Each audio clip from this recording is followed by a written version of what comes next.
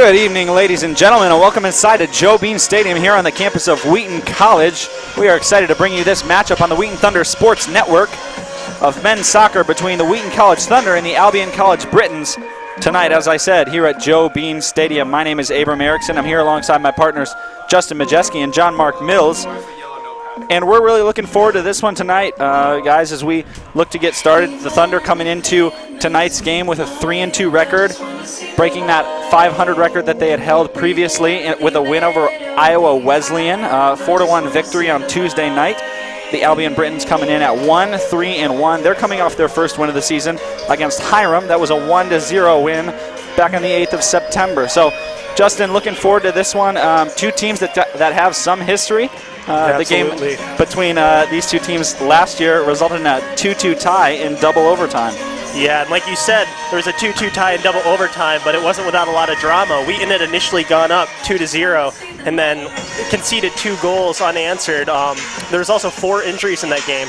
I mean, season-ending injuries for some of these players too, so you can think of this as somewhat of a grudge match in a sense, but I think there's going to be a lot of tension, a lot of energy coming into this game. It's both two teams who want to, well, for Wheaton to continue this win streak and, you know, really bring their season to the next level, and for Albion, you know, just to get back on track. Their last game was a win, I believe, and they just want to get another win, just like Wheaton. So, I mean, this time here at Wheaton at Joe Bean Stadium, I think it's going to be a different atmosphere. Last time they went all the way over to Albion, so I think Wheaton's definitely got the advantage. But what they got to do is they got to finish this game. I mean, we saw that in, I believe it was their game against Kenyon College, 10th-ranked Kenyon College earlier this season. They had gone up initially and they weren't able to finish, losing 3-2. So, I mean, it was the same deal, the double overtime, 2-2 tie in the past game with Albion. So I think Wheaton's really got to look to finish in this game. Yeah, Justin, I think you're exactly right. And as you mentioned, wanting to continue this win streak at home, Tuesday's win marked the 12th straight win here at Joe Bean Stadium. Stretches all the way back through last season, in which the Thunder were perfect at home, and then the first couple games of this year being spotless here on this turf as well. So, Justin, I really think any amount of wins that these Thunder can get are going to be great as we look to move into conference schedule. We're getting closer and closer, creeping up to CCIW play tonight, obviously against Albion, but then 2 tough games against the University of Chicago and then Washington University before we play Lake Forest and then open up the season away at Elmhurst on the 28th. In those 2 games, I know we talked about it in our last broadcast, but UChicago and WashU, 2 perennially just very solid teams, especially UChicago, but I think it's great Wheaton can play at home for both of those games where, like you said, they had a 12-game win streak. I mean, UChicago is just such a, you know, solid unit. They're like a mechanism, almost like a machine. They pass so well. They finish all of their chances. And WashU, Wheaton's had difficulty beating them over the course of the past few years. So, I mean, I believe it's 3 or 4 years now since they've even, you know, gotten a win against them. So, you know, 2 difficult matches. I think what Wheaton has to do is just build a solid foundation in this game, just show Albion what they're made of, you know, and show the fans and, you know, these upcoming teams what they're made of too.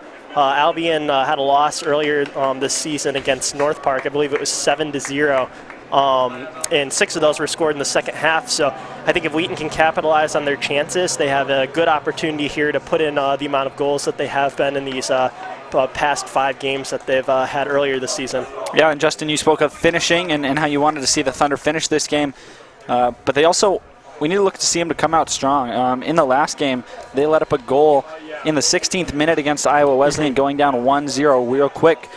We were glad to see them respond with just about a minute later with a goal of their own to tie it up. So interesting to see how the Thunder will come out today, what kind of energy. I'm assuming it's going to be high on a Friday night game here at Joe Bean. Sun just beginning to set over McCulley Stadium with a pretty stiff breeze blowing to the east here. So we'll look to get started as the teams walk out onto the field for the pregame introductions and the national anthem. We will see you after the anthem here on the Wheaton Thunder Sports Network.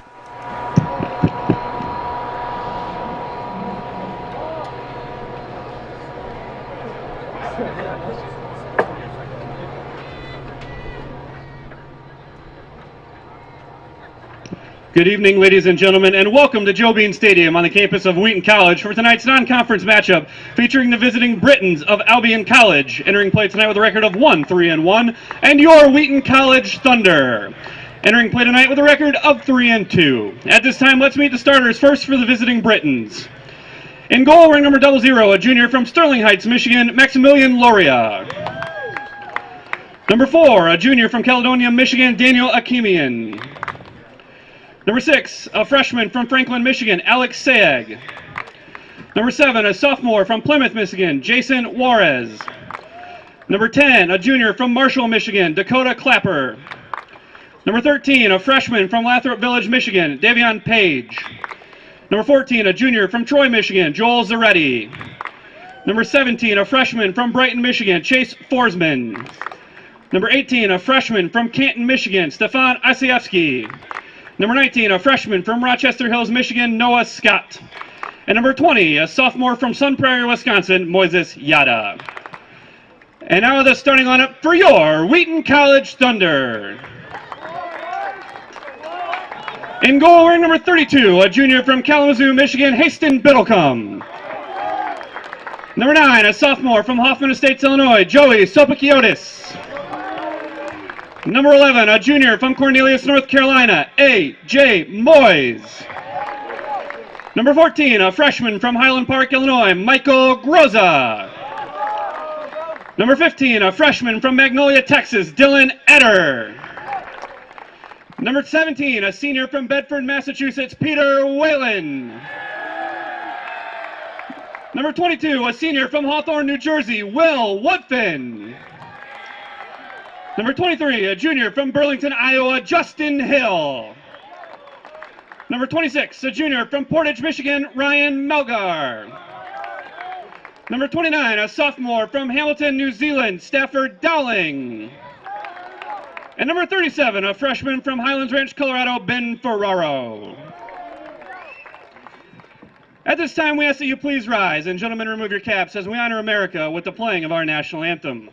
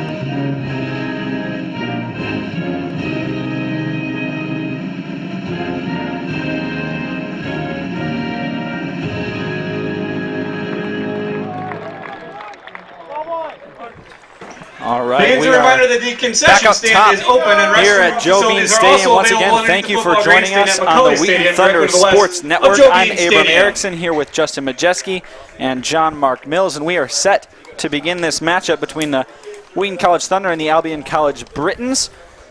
Justin, before the introductions, we went over a couple of things. One thing we didn't touch on is a little bit of a starting lineup change here for the Thunder, just a pretty small one, but we've got Ben Ferraro, the freshman, as well as Michael Groza, two freshmen in the starting lineup for the first time tonight. And I think that's a smart move and a tactical move on Jake DeClute's part here, because both of these freshmen are performing pretty well here over the course of the past couple games, being involved in some of the goals and the assists that we've seen, and some of that good link-up play that I've been talking about and the stuff that I've been wanting to see. So for me, seeing these two guys in the starting lineup, it makes me excited, because I think they're the future of Wheaton soccer, but also they're some of the keys and tools that Wheaton needs to be able to unlock their true potential here. So I'm excited to see how this game's starting. We see Albion here coming out onto the field and getting ready for this first half, but I think that this game's going to start fast from the get-go. So we'll see here as we start here in just a couple seconds.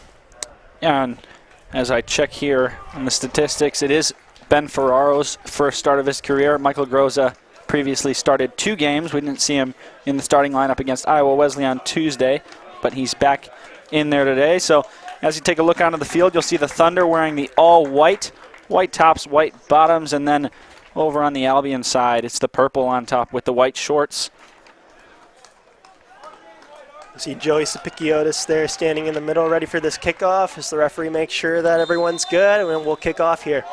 Sapikiotis goes quickly to Groza, and Groza takes a little big touch there but escapes and sends it over to Ferraro on this near side. Ferraro goes back into Groza, and he wanted to throw it up one more time, but Ferraro is able to get there before that one's knocked out of play by Noah Scott. Ball comes in quickly to Eder, and Eder works towards midfield. There's Whalen. Whalen looking to work past his defender, and we'll go over to that far side to A.J. Moyes for his first touch of the game. In that middle to Whalen again as Eder tried to fit in that pass. Now coming swooping in is Will Woodfin to pick up that ball. Michael Groza tips it back to Eder. Eder back over to Ferraro. Ferraro has Dowling on his left. Now Dowling with the first touch. Works towards the end line. Looks to cross something in. Sapikiotis there to make a challenge. Ball ricochets back out to Ferraro. Ferraro working horizontally. That ball ricochets maybe off the referee, if not another Albion defender, and then is cleared out a little ways until Justin Hill can take a touch. I think Albion already is giving the Thunder a lot of space to pass through the middle, and that could be dangerous. The Thunder's already taking some opportunities. You see them working the ball all the way up into the final third there, but that'll be an Albion throw, and it'll give the Britons a chance to, just settle into their own attacking play here. Scott ahead to Sayeg, and then Dowling able to get a touch as that ball rolls off of Isayevsky's foot. Groza goes back to Hill, and Hill will return to Biddlecombe, who switches the field over to Ryan Melgar. Melgar a pass up to head, and a great dummy by Will Woodfin. We'll see if Woodfin can beat Akimi into the ball there, and we see the goalkeeper, Gloria, getting way off of his line to make a play on that ball. The Thunder trying to get it in quickly as he retreats back to the goal. And there's a cross from Joey Sapikiotis that Gloria scoops up easily. Well dealt with by him. Just recognize that he had the time and space to make that play. And that ball nearly hitting us up here in the press box, but good clearance there by Ben Ferraro. Ball in quickly, and we already see the pace that these two teams want to play with as Yada is trying to control it as Groza pokes it away. That ball will roll off the sideline, and it'll be thrown in by Forsman. Actually, he'll give it over to Scott, and Scott will do the duties here. Justin Hill coming over, and he'll be the last one to touch it after Clapper made first contact. Once again, Ferraro getting a foot on it. It'll stay with the Britons. Sayeg was vying for that ball. Isayevsky working towards the 18. Yada wants to fire off a shot. It's deflected by a Thunder player. Ball up towards Sapikiotis. Good strength there by Sapikiotis just to hold him off, but unable to connect with Ferraro there, and that'll be an Albion throw. If Thunder can't get back, that'll be dangerous. Quick throw in by Isayevsky. Inside to Sayeg. Sayeg working towards the end line. Ferraro marking. Cross inside. Eder gets a foot on it and clears this one away. Up towards Sapikiotis. Sapikiotis gets the first touch, but it comes back to Albion. Groza fouled there, and we hear our first whistle of the game. Past couple times, Sapikiotis has received the ball. He's been kind of isolated without any, they weren't good balls for the record, but, just unable to link up with his other players. I think the midfield needs to do a better job of just giving him some options and being loud there so he can connect. Ball goes over to Woodfin, but he's not able to control it. And now Sapikiotis making a dangerous run towards the ball as Loria was once again way off of his line. Whalen comes in and wins that ball over Yada, but it goes back to the Albion side. Big through ball pushed up ahead, and no Britons player able to make the run up as Biddlecombe will field that one easily.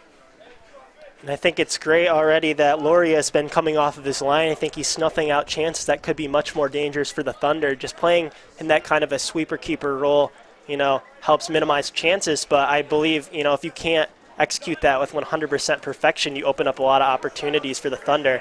That was a good little idea there along the sideline, but unable to connect. Moyes comes over and makes a little bit of a save there. Sayeg passes up ahead. Clapper takes the shot, but Biddlecombe is there.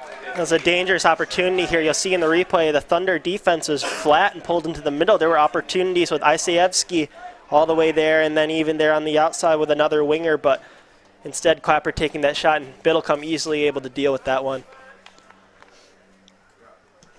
Melgar sends this one up ahead towards Woodfin, but it'll soar over his head, and Page will be the first one to get it. Page goes back to his goalkeeper, Loria. Loria keeps this one on the ground as he sends it towards midfield. Hill with a touch over to Eder, and now Groza. Groza surrounded by 3 defenders, passes over to Ferraro, or Dowling, excuse me. Dowling works to pass into Groza, and we'll see if this ball is ruled a corner kick. Looks like it is. It'll be the first of the game for the Thunder. It's a good idea there by Dowling on the outside. I do believe he could have taken that, more inside and cut the grain, opening up more opportunities, but Thunder get a corner kick here. Groza goes far post. Justin Hill is there, but not able to make a play on the ball. He'll retain possession and go back out to Woodfin. Woodfin takes a big touch, and the ball's cleared out by a defender, but Eder will still be there to recover it for the Thunder. Moyes sends it up towards the line. Sapikiotis gets a head on it, but the offside flag is up. And the ball will go back to the Britons with 38 minutes and 50 seconds to go in this first half. Just about 6 minutes gone. Score still 0-0 between the Thunder and the Britons. I do like how Wheaton started this game. I think it's stronger than their past game against Iowa Wesleyan, but I still want to see them link up more here in this side of the field. I think there's more opportunities to pass the ball around and be patient. Your chances will come. Melgar saw an opening there with Ferraro, but looks like Scott was able to get over and get a foot on it. Ferraro will throw in here. Ball comes to the middle towards Eder. Eder wants to send it far side over to Woodfin. Woodfin able to get a foot on the ball, but he sends it off the sideline, and so Page will throw in. Second ball comes onto the field, and so Albion will have to take their time to get this one. Page attempts a deep throw-in up to Sayeg, but a nice play made by Melgar. This one sent high up in the air. Sapikiotis going up for it. One down by Forsman. Towards the middle of the field, Hill up against Sayeg. Now ball comes over to Dowling. Dowling back to Ferraro and into Groza. Groza chips one over to Dowling, but it's cut off and sent down by Scott. Hill heads that one back to Biddlecombe. A nice play to keep the ball away from Sayeg, and the Thunder will take their chances here as they roll it into Eder. Good awareness there by Hill. It's kind of hard when the ball goes up there to, just be spatially aware of your surroundings, but does well to hold off his mark while able to get the ball back to Biddlecombe. Groza working up that near side. He goes down, and his pass is out to Dowling. Advantage being played right now. Dowling on the wing right now, trying to use some skill to make space. Plays the ball to the top of the box. Eder's with it. Great shot towards the back post, and that's a goal. I don't think there's much more to say about that. Eder saw his space and he took the opportunity. We'll see this on the replay, but that's just a great little bit of individual skill. And I think also, you got to give credit there to Dowling to realize that he can cut the grain instead of trying to play that cross in, find an open man on the top of the box. Albion was pulled in so far, and goalkeeper Loria can't do anything but just watch. That's a fantastic shot. Dylan Eder with his first goal of the year and of his college career here at Wheaton. He breaks the tie and puts the Thunder up 1-0 over the Britons with 36:51 to go. We said his name so much in these past few games because he's been so vital in the link-up play for the Thunder, but seeing his first goal here, and he could have gotten it in a more stylish fashion, Abram. There's a foul called against the Thunder, so Albion will push it up here. We hear Albion's coach on the sideline urging his players to try to link up through the middle. They've been trying to push it down the sideline, but Ferraro and Hill have been doing well to deal with it all game long so far in these first 10 minutes. Good win here by Groza, who links up to the middle. Eders out to Ferraro, who has a little bit of time, all the way back to Biddlecombe. The Thunder goal, the first of his career for number 15, Dylan Eder. Eder, the goal assist to number 29, Stafford Dowling. Eder from Dowling. Hill and Biddlecombe passing it amongst themselves a couple times here as they look to find an opening. Melgar will go once again back to Biddlecombe.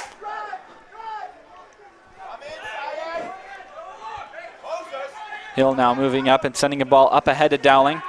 Dowling working against Scott. Ball goes off of Scott's foot. A throw in deep in Thunder territory. It'll be Ferraro that comes over to take it with 35.5 to go in the first half. And you can hear this wind picking up, Abram, making this even more difficult for the goalkeepers to deal with long balls today. Dowling now working against Isayevsky. Dumps down to Ferraro. And that ball was touched last by Ferraro. Isayevsky, a nice job on his mark there. Scott will look to throw it in. I think Ferraro, instead of that one time there, just tried to make a little bit more space, but well dealt with by Isayevsky. Dowling on the wing right now, holding off his mark. He'll go back into Eder in the middle. Eder sees Moyes and sends it back to him. Moyes will touch it right around the half line there. Whelan trying to make a turn against his defender, but able to get it up ahead. Sapikiotis now will let this one roll off the sideline as it was last touched by an Albion player. Yeah, it was a good touch there by Akiman in the middle because Sapikiotis would have had time to link up with Woodfin, who was making that penetrating run through the middle.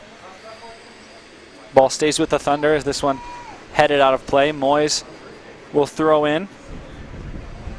They've looked to go with Whelan many of times here, and it's Whelan or Woodfin that he's looking at. Instead, opts to go deep to Sapikiotis, but Whelan ends up with it. Eder tries to get a foot on it.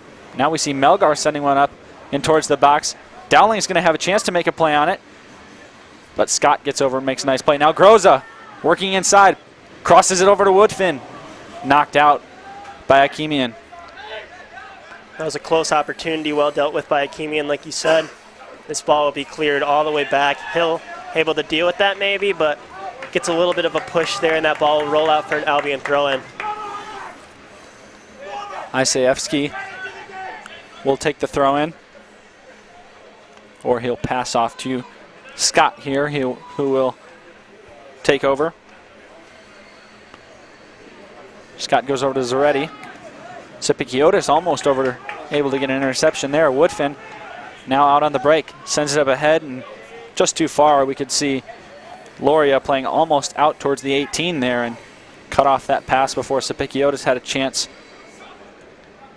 Loria goes into the middle, but taken away immediately by the Thunder. Now Groza on the attack, working his way up that left side. You could almost see Loria was so frustrated he couldn't find anything here. You see Groza makes his way all the way through, and that ball will roll out for a corner kick. But as I was saying earlier, we'll just watch here fast on the replay, though. Groza trying to put that ball back into the middle, but with 3 marks, that's a difficult thing to do. But Loria is not able to find any outlets when they pass the ball back to him. Thunder doing a good job of clogging the middle, taking away any easy ball.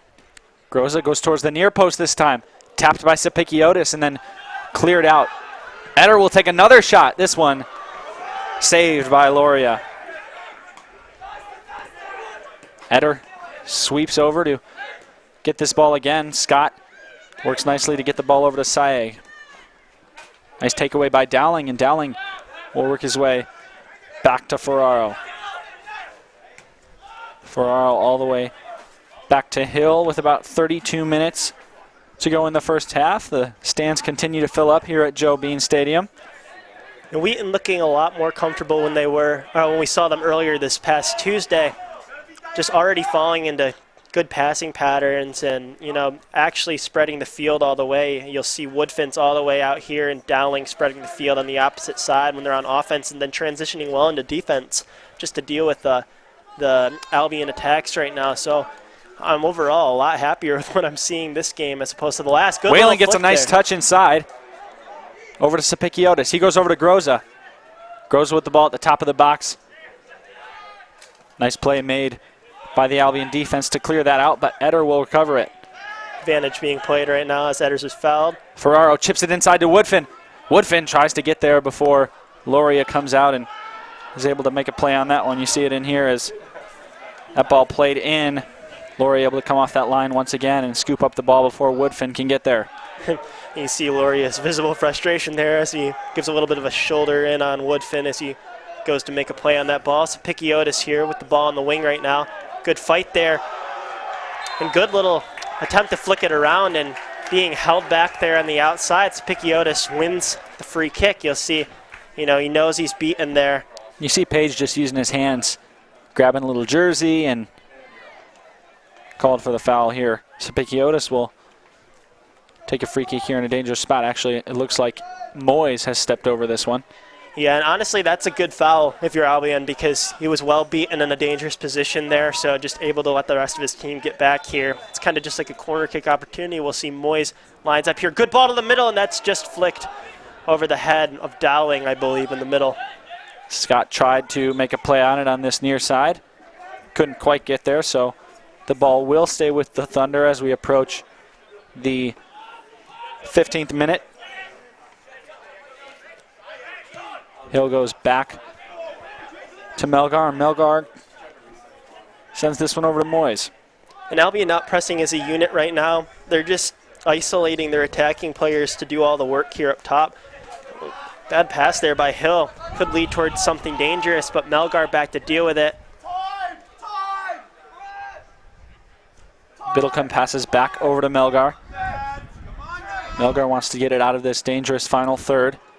Syed comes over to control the ball. He's stuck between 3 Thunder players, and Eder comes to poke that one away to Groza. Groza sends the ball over to Woodfin. Woodfin racing to track it down on the far side. He does. Right at the top of the corner of the box. Goes past, and he's taken PK. down. And we didn't hear the whistle, but it sure looked like something, as we'll see it on the replay here. Yeah, Woodfin just has him 100% beaten, and Page visibly frustrated there, but, I mean, you can't call that any other way. Woodfin had completely beaten him with the scissors there, and they draw the PK here. We'll see who takes it. Woodfin with the ball right now, but Spencer Dowling right now in the middle, or Stafford Dowling in the middle. I believe I hear Coach DeClude on the sideline right now calling for Stafford maybe to take that one. Let's see, it looks like Woodfin standing over and wasn't able to call that foul right away, as the protests from the crowd and from the Thunder bench were so loud we couldn't hear the whistle. But the referee makes the easy call. Woodfin will be the one to stand over it. Loria in the net. Woodfin goes right to the right side of Loria, and Loria picked the side, and Woodfin chose the other way, putting the Thunder up 2-0 here in Joe Bean Stadium. Woodfin right there pumping that crowd up as he receives some praise from maybe some of his teammates there on the outside or former players. But Woodfin, yeah, he just catches Loria going early. It's a, Penalty kick is converted. keeps his head up, easy goal there. He just put that towards the opposite side. Second goal of the season. So with 29 minutes remaining here in the first half, the Thunder take a convincing 2-0 lead right now as they dominate the game. Yeah, and we talked about this Thunder team coming out with energy, and I think it certainly helped that this is a weekend game. Lots of fans here in the stadium. Energy is high, and also the Thunder wanted to get something back after that tie last year against Albion. Yeah, a lot of tensions rising high in that past game. I know Thunder want to make a statement. They're doing so. If they can continue to do this, it might be an even bigger statement. A dangerous pass in from Woodfin towards Edders results in a turnover here, and Albion has numbers here. Ball comes to the inside. Clapper goes outside to Justin Hill, able to get that ball away. That was over to Warris. Good clearance there by Hill to give his team time to get back and compact. Page will throw in on that far side. He has Zaretti in front of him. Opts to go inside the box, but his throw-in is over the head of his teammate. Nice job by Woodfin to clear that one out. And then we see Sapikiotis go down. Ball brought back into the middle to Whalen. Whalen passes over to Groza. Groza, nice job getting between his defender. And now Dowling pushing ahead. Sapikiotis and Groza on his right. Goes to the left, and ball poked away by Scott. Throw in for the Thunder. Just a little bit too big of a touch there, and for a little bit smaller of a touch, and Stafford would have had space there to just beat his man towards the outside. Looks like the referee here will call for a time, as it looks like Groza lost his shoe there in the middle. Ferraro comes back to Hill, giving the Thunder a second here to regain shape. Sends this ball in to Woodfin.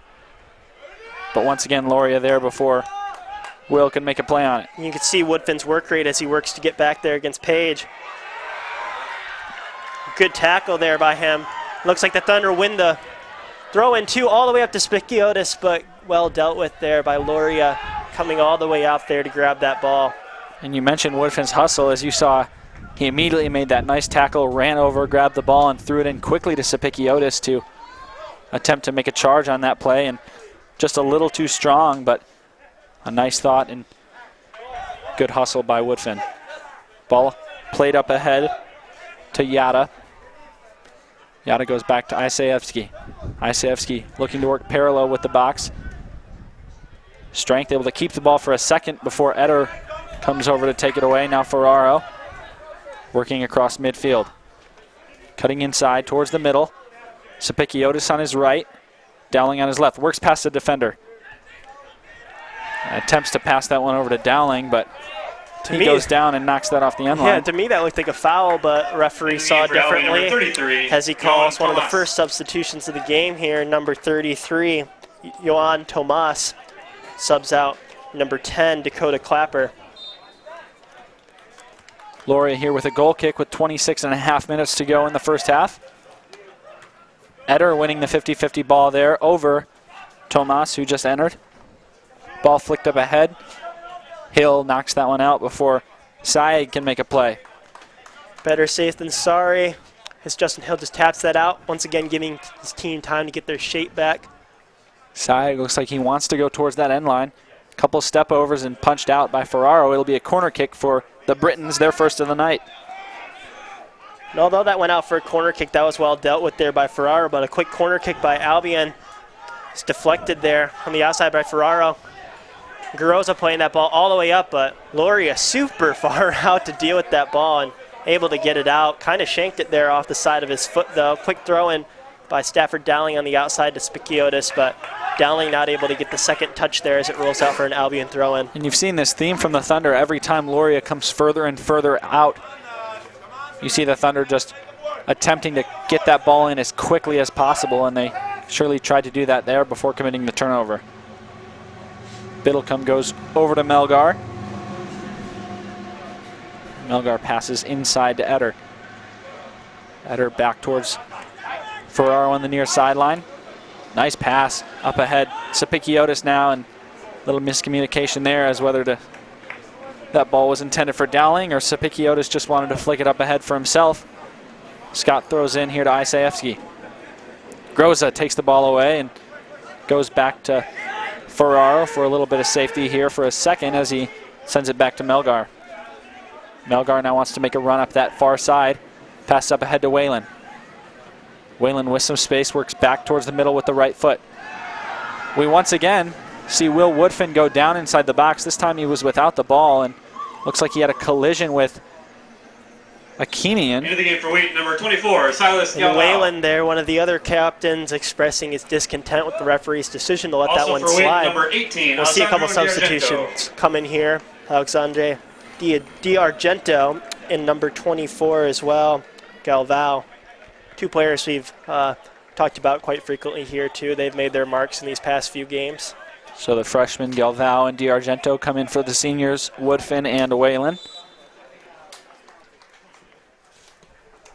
Loria sends this one toward the middle where it's met quickly by Eder, but a foul called there, and Albion will take possession.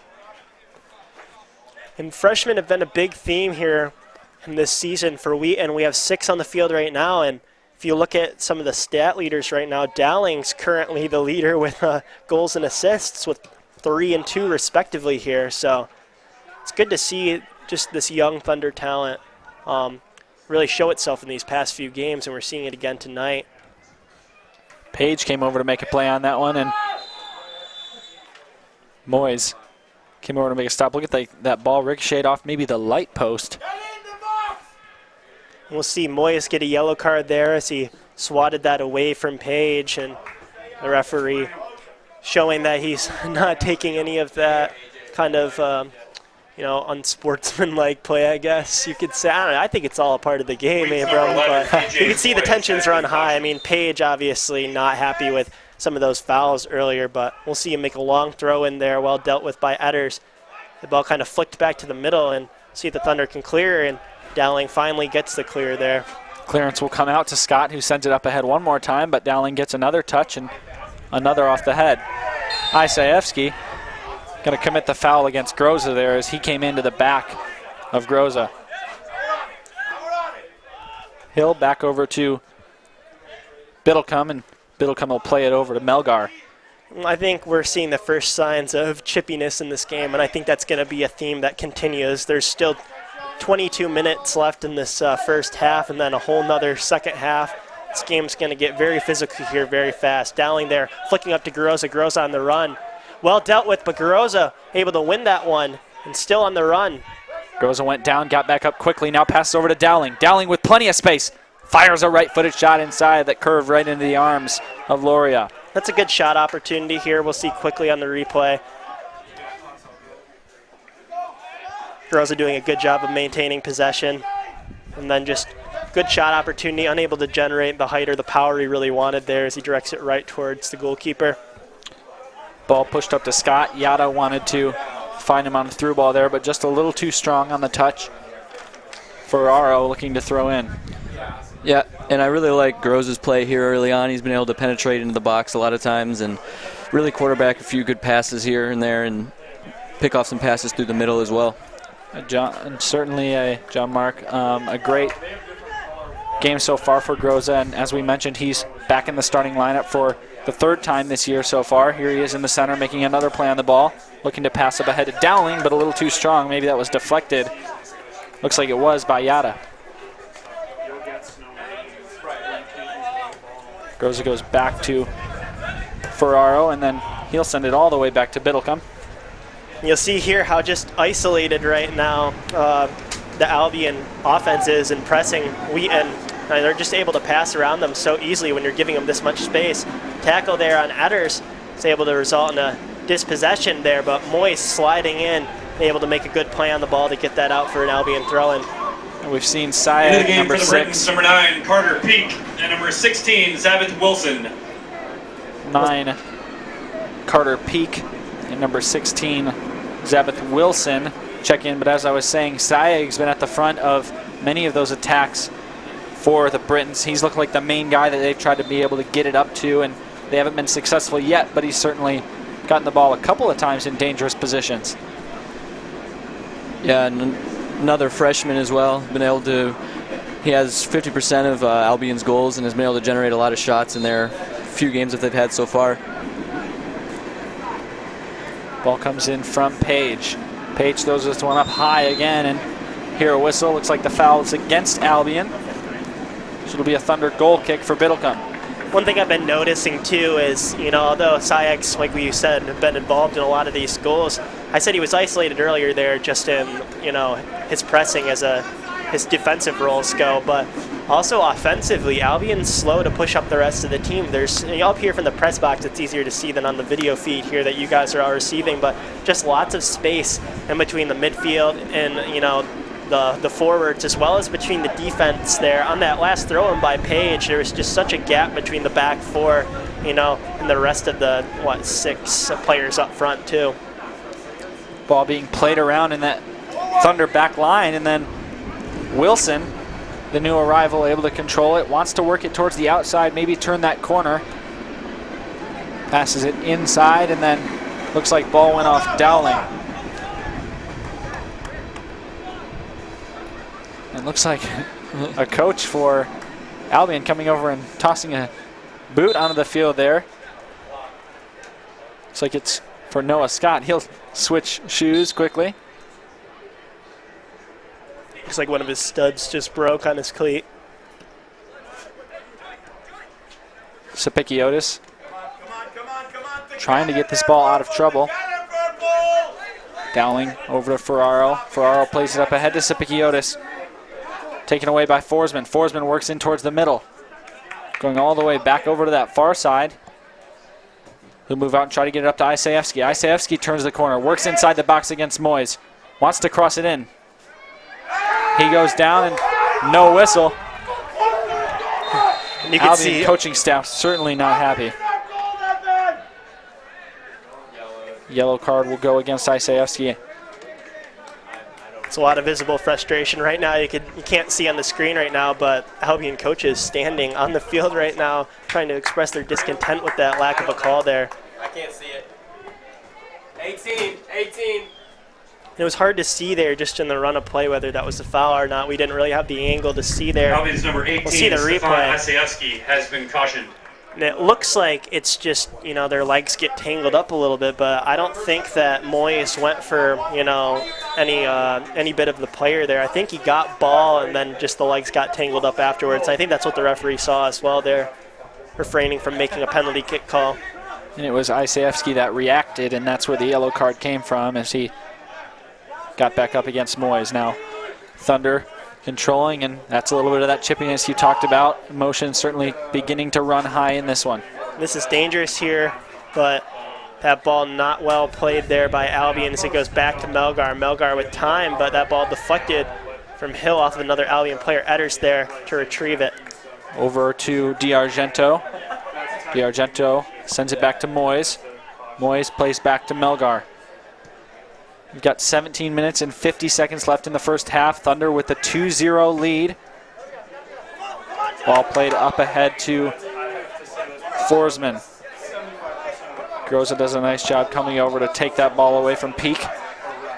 And I like the patience there by Groza just to let Melgar open up as an option there. D'Argento keeps that ball in play. Works back towards the middle, crossing over midfield. Chips it up ahead to Sapikiotis, but taken away, and now Galvao getting his first touch. Sends it in towards the middle, and that ball cleared out by Scott. Ferraro was able to get another touch on it, but that ball will roll off the sideline out of play.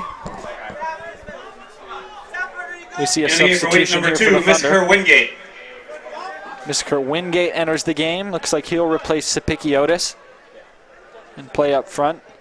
Ferraro to throw it in here as soon as Sapikiotis steps off. And I think with the chippiness running high here in this game, Wheaton's got to just continue to keep playing the same way they opened the game. I think when physicality runs high, it's easy just to try to play through balls there and just react to play instead of being proactive. So I think if Wheaton can just, stay calm in this game, then they're going to continue to run the scoreline up. But if, they choose to, retaliate and engage, then this game can just kind of be, a slugfest in a sense. Yeah, and the Thunder with the lead don't want this game to spiral out of control in ways that it could. They're the ones on top, and it's normally the team that's down that benefits from any type of play like that. Ferraro throw it back in after a minute of confusion, but this one headed out by Peak. Ferraro goes in short to Groza and plays it back to his back line, and Ryan Melgar. Melgar works up towards midfield, passes up ahead to Galvao. Galvao, one touch. Looked like he was looking for Dowling. Ball played up ahead, and Melgar plays that one over to Moyes as once again it was Sayeg looking to make a play. Galvao has the ball taken away by Page. Page passes up ahead, and Sayeg was open for a minute, but Melgar able to get the foot out there and poke that ball away. Ball comes bouncing over to Wingate. Wingate sends a ball up ahead to Dowling. What a ball! Dowling! And was not able to make a play as this ball will come off of the side of Loria's foot and be shanked out of play here, but Dowling almost able to make a dangerous play off that great pass by Wingate and sneak that one past Loria, but not quite. Yeah, that was hard to watch. There was mistakes on both sides there from goalkeeper and also from Dowling just not getting the touch that he wanted. I think he was just trying to chip the goalkeeper there as he pulled out so far on that and didn't actually get to make the play on the ball, but instead we just see that fizzle out. Sorry, Abram. Yeah, and Wingate already making a difference in this game, and look for him to open up this near side of the field with his speed. He adds a lot of speed to Wheaton's attack. Ball played into Sayeg. What a save! Touched by Biddlecombe and then chipped out by Hill. Attack not over, though, as Scott sends this ball in, and Biddlecombe makes a nice play on it. Go ahead, Justin. Sorry, there's a bit of confusion there and chaos, but Biddlecombe making a fantastic save from point blank there, bailing Wheaton out and keeping this scoreline 2-0 right now, but that's what you want to see from your goalkeeper. I mean, Haston Biddlecombe has no right to make a save in that position, but that's the first bit of really dangerous attacking play that we've seen from Albion, and very nearly could have found the back of the net there, but Biddlecombe dealing with the follow-up cross in and now Wheaton falls back into just passing the ball around like they've been doing all game. And it was Saig who finally got the chance at an open opportunity, foiled by Biddlecombe's nice hands as Isayevsky tries to get this one up ahead, and now it's going to be dangerous with Wilson working up towards that right side, gets inside the box, fires up a shot that's wide right. Into the game for Albion, number 11, Ian That's well Pasinko. dealt with by Hill. He just cuts the angle out, shows him the outside, and just no opportunity for Wilson to put any good shot on frame. Haston there was on the near post, so it would have been difficult. It would have had to be a perfect placed upper 90 shot there. But instead that just goes over the end line for a goal kick here, and Haston plays that one short over to Hill. But two dangerous opportunities in rapid succession here for Albion. Wheaton's got to, just fall back into this passing. Like I've said, a couple times in the last few minutes, I think there's signs that they're just kind of, focused on the physicality, and, you can get your shape all out of whack fast if you're not paying attention there. That opportunity coming because Wheaton was so compact into the middle there, it didn't have, Ferraro pulled out wide to deal with Wilson. In the meantime, the Thunder, once again, like you said, just kind of passing it around. Looks to go up to the middle towards Eder. A nice pass from Melgar, and now Groza. Groza works to his right side, fires off a shot that bounces once and barely skips past the outstretched arm of Loria, goes off the end line for a goal kick. Groza realizing that he has some space here, whips the shot, and beats the hands of Loria. We can't see quite from this angle whether or not Loria had the whole bottom corner covered there, but that's an ambitious effort there from Groza, but I do like that dangerous pass there out of the back from Loria. Mr. Wingate inside to deal with that. Saig passes it up ahead. It's Wilson. Wilson wants to cross inside. Hill making a sliding play there on the ball as now D'Argento gets it up ahead to Groza. The Thunder have numbers here. Groza working up ahead. He's got Wingate on his left, and that's where he'll go. Now Scott stopping the run momentarily at least. Ferraro works inside, heading towards that end line, dumps down to Wingate. Ball deflected up in the air. D'Argento trying to come down. Akimian, though, the one to get ahead on it and clear it away. Eder there to recover. Moyes chips it inside the box. A little too far for Wingate to get a touch as Wingate now comes up against Wilson. Wilson sends it off the sideline, so it'll be a Thunder throw-in once again. Wilson sends it up ahead to Saig. Eder getting that one over to Melgar. Just narrowly able to sneak that pass in as now Galval works inside the box, going up against Akimian, gets a touch, works inside, and Loria comes out sliding to take control of that ball, just as Galval does as well. Yeah, and this will be a yellow card here too. You just gotta, protect your goalkeeper here. And I don't think it was necessarily a reckless play. I think Galval saw that there was an opportunity there as the ball was just running just to try to flick it past goalkeeper Loria, but as a referee, you got to make the call because that could have been bad if, Galval would have gone cleats up in on Loria. Loria will take a goal kick here. The Thunder still lead 2-0 with 10:57 to go in the first half. Touch flicked up ahead by the Britons. Now, ball goes back over to And the referee will Ferraro. stop play here because Hill went in really hard there on, I believe that's number 23, Hatungamana, or 33, my bad, Juan Thomas, and Hill remains down there. I think they both just swung at the same time there. It's a lot of, stress to put on your right leg there. Yeah, it sounded like a nasty bit of contact. You could hear it all the way from up here. Hill is now on his feet and working to rub that leg a little bit. Looks like he will stay on.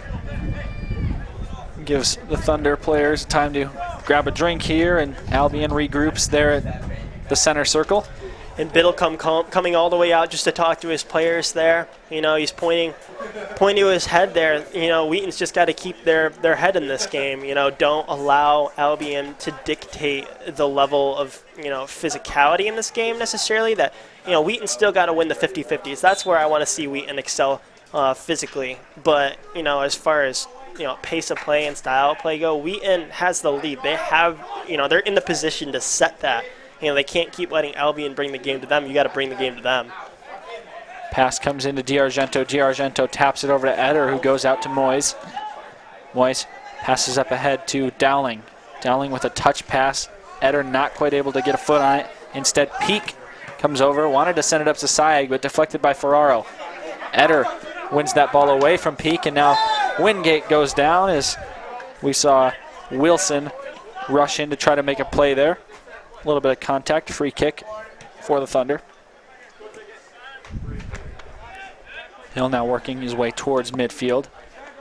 Goes over to Melgar, and they'll play the ball back between each other a couple times. Hill sends it up ahead. Wants to go to Gilval. Now ball sent knuckling over to the sideline, and it's well behind Wilson. That pass came from Zaretti. This wind picking up quite a bit here. You can see on the opposite side of the field with the flags waving right now that it's probably, adding a little bit to the, the style of play there. I think you hear Coach DeClude a little bit earlier there telling Justin Hill when he tried to play the ball up to Galvao to just play back to Ryan. I think whatever team can, keep the ball on the ground is going to be able to keep possession the most here with the winds raging pretty fast right now. Melgar now on the far side, tries to pass ahead, but Sayeg gets a foot on the ball. Sayeg moving ahead, works towards his right side. Nice little move back towards the left. Passes it over to the far side where the ball's chipped back in. Peak takes a shot there, and a great save by Biddlecombe as he initially bobbled, but then able to come down on top of the ball. And Biddlecombe, if you watch him right here, is constantly set watching the play. He realizes that, he sees it all the way, and is just able to make a good play. Dangerous play here, though. You couldn't see it on the replay, but Biddlecombe coming all the way out to deal with that as Justin Hill and Wilson vie for that ball in the box. Yeah, here's the view of that play there. And Wilson and Hill, like you just said, ball getting kind of mixed up between them, just kind of pops out towards Biddlecombe, and he quickly rushes out and gets on top of it. And so just as we saw a little earlier in the game, the Thunder just continue to kind of poke away at that Albion defense. We're seeing some of the same things here with this Britain's team on the attack. Couple good chances, couple dangerous chances, like you said before, in rapid succession. We'll see a few substitutions here line up on the sideline as we see for the Thunder, number 8, Sean Dunlop, in addition to number 19 as well, Wes Bavard. And then for Albion, number 8, Spencer Moggenberg. Hill goes up to Wingate. Wingate inside to Eder. Eder's in the middle. Plays over to Dowling. Dowling wants to send a through ball up ahead to Moyes. We'll see if Moyes can track it down, and not quite. And now it'll be for Albion, the number 8, substitutes. Spencer Moggenberg. For Wheaton, number 8, Sean Dunlop. I and number like 19, Wes I like the Ballard. overlap there by Moyes, but I think rather than playing that ball there, it's opening up space for you to drive that way too. You can go in there and play an early cross instead of trying to play such a difficult ball over the top there to Moyes. I think there's just more opportunity there. And Wheaton's been trying to push those long balls through over the top, and it's difficult to do when you have such physical, tall players like Page in the back and number 4 Akimian too. Those players, we've said their names quite a few times because they're just so physical and they've been there winning the balls in the back. But I think you just pass the ball around. It's worth to note, and you're getting a good look at it on the camera right now. Thunder worked up a pretty good student section here. Call them the Rikens Rowdies. And they are out in full force as Groza makes a nice play. Ball up ahead to Dowling. Dowling has D'Argento in front of him. And the Thunder are calling for a handball inside the box. They will not get it. And from here, it looked like a pretty apparent handball to me, Abram. A referee was on the back side of the play, and we don't hear a whistle from him as now the Thunder will take a second to settle down with 6 minutes and 15 seconds left in the half. That whole play coming off of a win from Groza in the middle. Dunlop, again, one of the new entries just in the last minute or so, along with Bavard, both of them playing on this near side. Bavard calling for the ball and getting a touch here right around the midline. Wants to pass inside, but that one taken away. Wilson flicks it up, and then Wingate gets over. That looked like that was intended for Mogenberg. And again, once again, we hear another whistle. I think this one will be a foul that was committed against Page. And a bit of a late foul there, but, you know, well timed by Page there just to draw the foul against Galvao, because that ball had made it all the way through. Galvao was in on Albion, just 1v1 there. Hill with the ball. Plenty of time as Sai gives him ample space. Now Eder goes into Galvao. Galvao back to Eder in the middle. His defender falls down and ball comes over to Bavard. Bavard has Groza in front of him. His pass goes straight to Scott, but ricochets right back out to him as he'll take a touch back to Dunlop. Dunlop working up ahead, has Groza in front of him, goes to Wingate. Wingate has the ball poked away from him by Scott. We see into the game for Wheaton, number 4, Austin Pack, and number 36, Drew Beamer. 2 substitutions here. Pack and Beamer enter the game.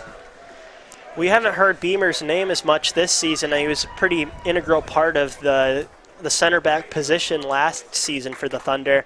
But I think just giving Justin Hill a little bit of time to possibly rest his leg and the coaching staff just to check in on him, because Hill is, you know, the foundation of the Wheaton backline in addition to Bill. So definitely want to rest your center back there, who's you know, starts every single game there. Make sure he's all right, not aggravate anything when you have the 2-goal lead already. Number 3, Reese Stewart, comes in for Sayeg, and with 4 minutes to go here for the Britons. Throw in. Groza wants to come into D'Argento, and now Bavard has some space. Goes over the middle to Eder. Eder has Pack and Galvao on that far side, but he comes back over to Bavard. Bavard has his pass deflected, but D'Argento able to get the ricochet. Inside, now a little flick over to D'Argento. D'Argento fires off a shot, and that one is pretty far outside the frame there. And it's important to note, too, that ball was pretty far outside, but you'll see here on the replay, you know, had his hips been turned a little bit more inside, he would have been able to, you know, wrap his foot around the ball there, and that could have easily hooked back towards that back post upper 90 like we saw in the first goal scored by Eder. Eder doing a good job there of just fending off his mark there, and now it's off to the races. Groza passes over to Galvao. Galvao takes control right at the corner of the box, working against Page. Gets around the corner, and now Page goes down, but somehow able to come up with the ball. Well defended by Page, too. Pack getting his first touch. Pack goes into the middle to Dowling. 2:55 to go now in the half. Nice turn there by D'Argento. Wants to get the ball inside. D'Argento not able to stop it before that reaches the end line. Into the game for Wheaton, number 12, Christian Holland. Now we see some more substitutes for the Thunder just in these last couple of minutes, as like you said, maybe giving some of the starters a little rest here before the half. For Albion, number 2, Chad Martin. Number 2, Martin enters. Looks like he'll replace Page. And then Christian Holland comes in for the Thunder. And Page looking gassed here as he jogs off the field towards the sideline. He's definitely had to put up with quite a bit there, playing on that outside back position there on the far left side. Eder coming down with the ball and wanting to send it up immediately. Dowling looking to work past Akimian. Dowling inside the box. Akimian using his strength, just letting that ball roll over the end line for a goal kick. Loria sent that one on the ground and looked like he wanted to get it away quickly, but a little yelling from his bench, and he'll take a couple more seconds.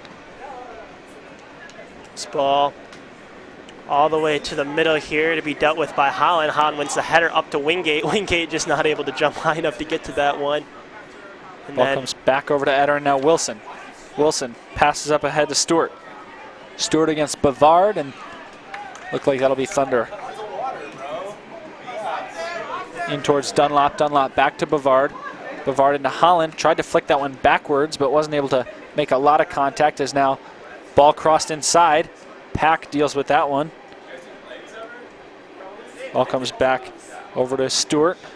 Eder gets a head on it, and then Dunlop able to come in. Holland not able to quite make a play on that one, is now the Thunder just looking to settle something down, get solid foot on the ball here after a couple whiffs. Galvao passes up ahead to Dowling. Dowling trying to make a run, but Laurier getting out there too quick. We're down below a minute now with about 40 seconds to go in the half. Ball booted well into Thunder territory. Bavard looking to go up to win that one. And now we see Dunlop clear this back out towards midfield. Scott there with Wingate. Flicked up over Scott's head towards Holland, and Holland heads it in towards the middle with 25 seconds to go. Akimian right around midfield. Wanted to chip this one over, but got it to Pack instead. D'Argento sends it up. That ball deflected by Martin. And now 10 to go. 9, 8, 7. Beamer 6, clears that one out 5, as the clock 4, winds down here 3, at halftime. 2. Ball sending quickly to 1, Wilson, who tries to 0. fire off a shot, and That is the end of the first half. Our halftime score. Haston Wheaton 2, Biddlecombe, no need to make an effort on Albion that one. 0. So we Fans reach reminded that halftime the here concession at stand Joe is open Bean and Stadium. restroom facilities are also The Wheaton available Thunder near the lead football the Albion grandstand Britons Stadium, 2-0 directly west of Joe Bean after Stadium. this first half. Once again, thank you for being here with us on the Wheaton Thunder Sports Network, here alongside John Mark and Justin. I'm Abram Erickson. And Justin, one thing that we talked about before the game and we'll quickly mention here before half is just the Thunder wanting to come out with a strong start, and that's exactly what they did, scoring 2 goals here in the opening half. Yeah, I really liked what I saw here in the first portion of this first half. It was great play. They got the 2-goal lead. As we near the end of the half, though, I believe the Thunder did let up a little bit, when they could have really capitalized on some solid chances. When another team is taking it to you physically, they leave a lot of openings if you're just willing to continue to play the same style of play. But it's oftentimes difficult when, you're getting fouled continually to, keep your head on straight and, not contribute towards that style of play. But, I think offensively, I just want to see the Thunder stop playing, unneeded through balls and try to work the ball a little bit more around in the final third. And then, defensively, just pay attention to your shape. I think most of those opportunities for Albion resulted because the Thunder was pulled in and flat in the middle. So make sure you're watching your marks. As a team, it's just, all this comes through Biddlecombe in communication, Edders in the middle, those key players that the balls are being worked through every single play. So I think the Thunder have a solid foundation, a lot to build off of going into the second half, Abram. It's been a fast-paced, physical first half here, and we will see what comes of the second half in just a couple minutes. We once again thank you for joining us, and we'll see you after half on the Wheaton Thunder Sports Network.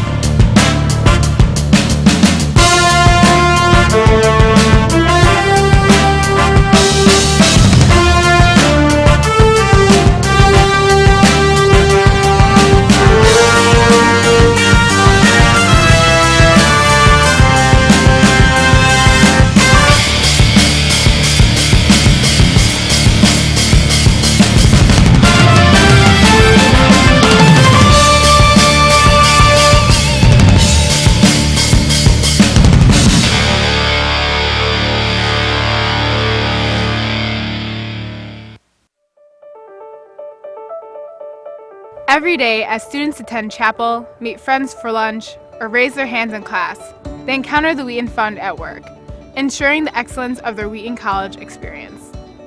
Because of the Wheaton Fund. Because of the Wheaton Fund. Because of the Wheaton Fund. Because of the Wheaton Fund, Wheaton students receive a Christ-centered liberal arts education, led by world-class faculty, preparing them for a variety of kingdom vocations. Because of the Wheaton Fund, all Wheaton students can grow in their faith through chapel, small groups, and real-world ministry experiences. Because of the Wheaton Fund, students can participate in a more holistic Wheaton experience through extracurricular activities such as clubs, athletics, student government, and more. Because of the Wheaton Fund, students get to live, learn, and play in world-class facilities. Everything from light bulbs illuminating late-night study sessions to lab equipment fueling discovery in Meyer Science Center. It is made possible by the Wheaton Fund. Because of the Wheaton Fund, the total excellence of a Wheaton education is made affordable for all of our students. And that's only possible when family, friends, parents, alumni give generously to the Wheaton Fund. Because of you, lives are being transformed each and every day on this campus. People that will lead society and serve the church in the next generation. Because of the Wheaton Fund. Because of you.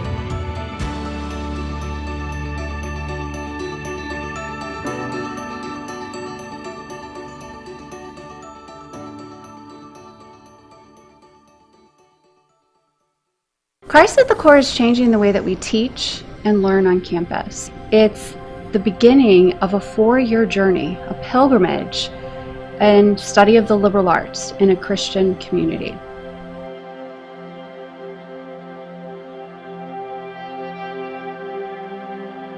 The first time I heard about the core seminar was in my spring connection of my senior year. So what really stood out to me was what they said that went along the lines of, in order to know your career, you first have to know your identity. And that completely blew my mind because all the other schools talked about how I could excel in this subject and grow in this career field, but no one asked me who I was. Through the seminar and through my professor, Dr. Keith Johnson, I've learned that being a student is a vocation, it is a calling. The Lord has placed me here and my classmates here for a reason. The first year seminar is really built around introducing what we mean by Christian liberal arts, and that is not just to study that, but to actually do it. As we read texts, think about great ideas, refine our writing, make arguments, listen respectfully to students that differ from one another. So homework wasn't a chore. I engaged deeply with the readings because I wanted to come to class with an insight to share and ready to learn from the students around me.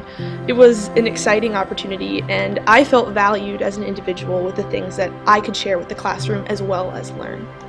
The Christ at the Core and Advanced Integrative Curriculum is important for our students because it gives them an unparalleled opportunity for critical inquiry and to understand how their academic engagement informs their faith and also how their faith informs their academic engagement. It's really cool to be in a class that is just combining two very different disciplines, being taught by two different professors, Dr. Townsend just in the Department of Natural Sciences, and then Dr. Barwigan in Christian Formation and Ministry Department, but then seeing how they interact so beautifully in class and how they really just build on what each other are saying. Students are getting expert knowledge in two very disparate disciplines, and that they're now having to learn how to integrate this. Right. So it teaches them from a liberal arts perspective how to not only take kind of these silos of content and learn it, memorize it for a test, but to see that everything that they're learning contributes to one another. One of the best things that I've experienced is team teaching and actually having a chance to learn from you. No, absolutely, that's true. I remember when we had this moment where we were teaching Ursula Le Guin, and I thought this is perfect because we've got a literary scholar and a political philosophy person together and a man and a woman dealing with issues related to gender. And I thought this is such a great experience for the students to be able to hear us working that out, talking that together. So one of the outcomes in the first year seminar is to learn how to articulate the gospel. And so we, as a seminar, gathered and went to the basement of the Billy Graham Center and went to the pulpit there and began to practice proclaiming the gospel to each other. It was fun to do it together, to hear each other as we were learning better how to communicate the truth of Jesus Christ. Part of the seminar experience is that we really build a community over the semester that we are together. One of my favorite memories from core class was actually not during class, but one night when Dr. Lauber, my core professor, had us over to his house for dinner. And community really built around that. Having food, having coffee, and having our textbooks in front of us. This was a really impactful experience because as a freshman first semester, it was so nice to have a night where I could spend time in a home with a family eating dinner. Dr. Lauber really showed that he first cared about us as people and then as students, which made my core experience even more impactful and started off my freshman year really well. And ultimately, this is what it's about: an education for life, a preparation for a life of service, because Christ truly is at the core of what we're doing here.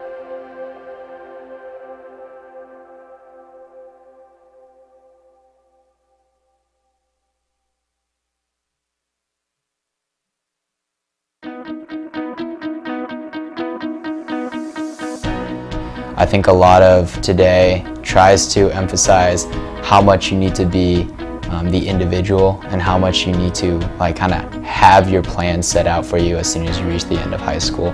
Vanguard just kind of popped out of nowhere, and the idea of a gap year, spending it in the woods, and I felt like I just needed to take some time away from the kind of rigorous academic world just to kind of recenter myself. I feel like this is probably one of the best decisions I've ever made, was to take a gap year.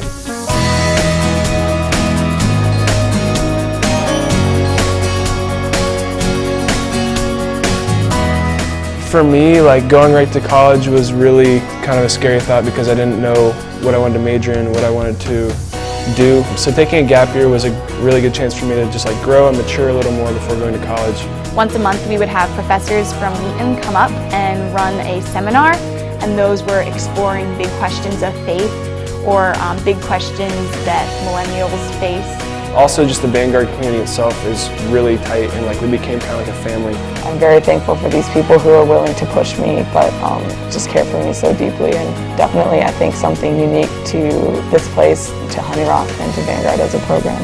Basically the whole year was one immersion trip, being here in the Northwoods and interacting with the local community here. Another was going to the Dominican Republic. It was learning and delving deeper into my faith, but without grades and without this pressure that I've always felt to perform. And I think having the opportunity to learn in such an intimate setting has influenced me in a really positive way. I think what Vanguard does is it helps you to really discover your true potential and help you to kind of define your own calling.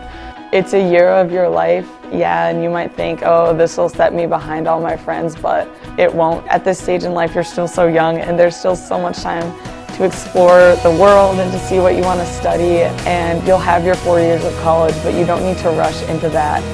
The person I am now compared to the person at the beginning is different in a lot of ways, but probably one of the most important ways would just be less anxiety about the future and more of just present-mindedness and openness to what God is doing and what His plan is from here.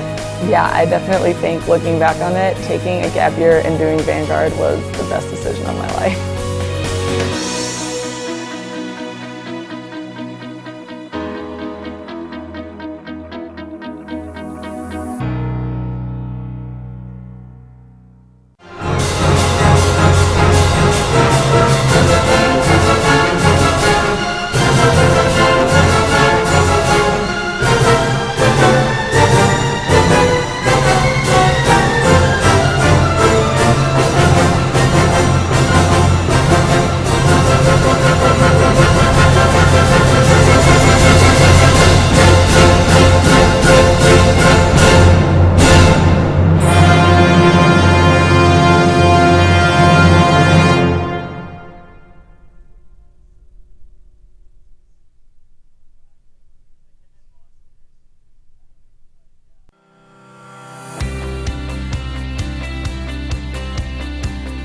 Hello, my name is Rob Ribby and I'm director here at Honey Rock, and I'm excited to talk to you about Advance Camp.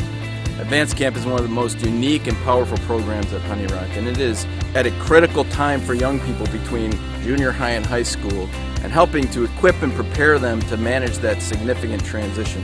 It's a 3-week program that has a wilderness trip, some significant in-camp experiences around our activity areas and Bible studies, and then thirdly has a significant service component. The whole goal of the program is to prepare them and help them understand who they are and how they can stand for Christ and live in healthy and whole ways as they enter the significant years of high school. I think it is one of the best investments you can make at this important time in their lives. We hope to see you next summer. God bless.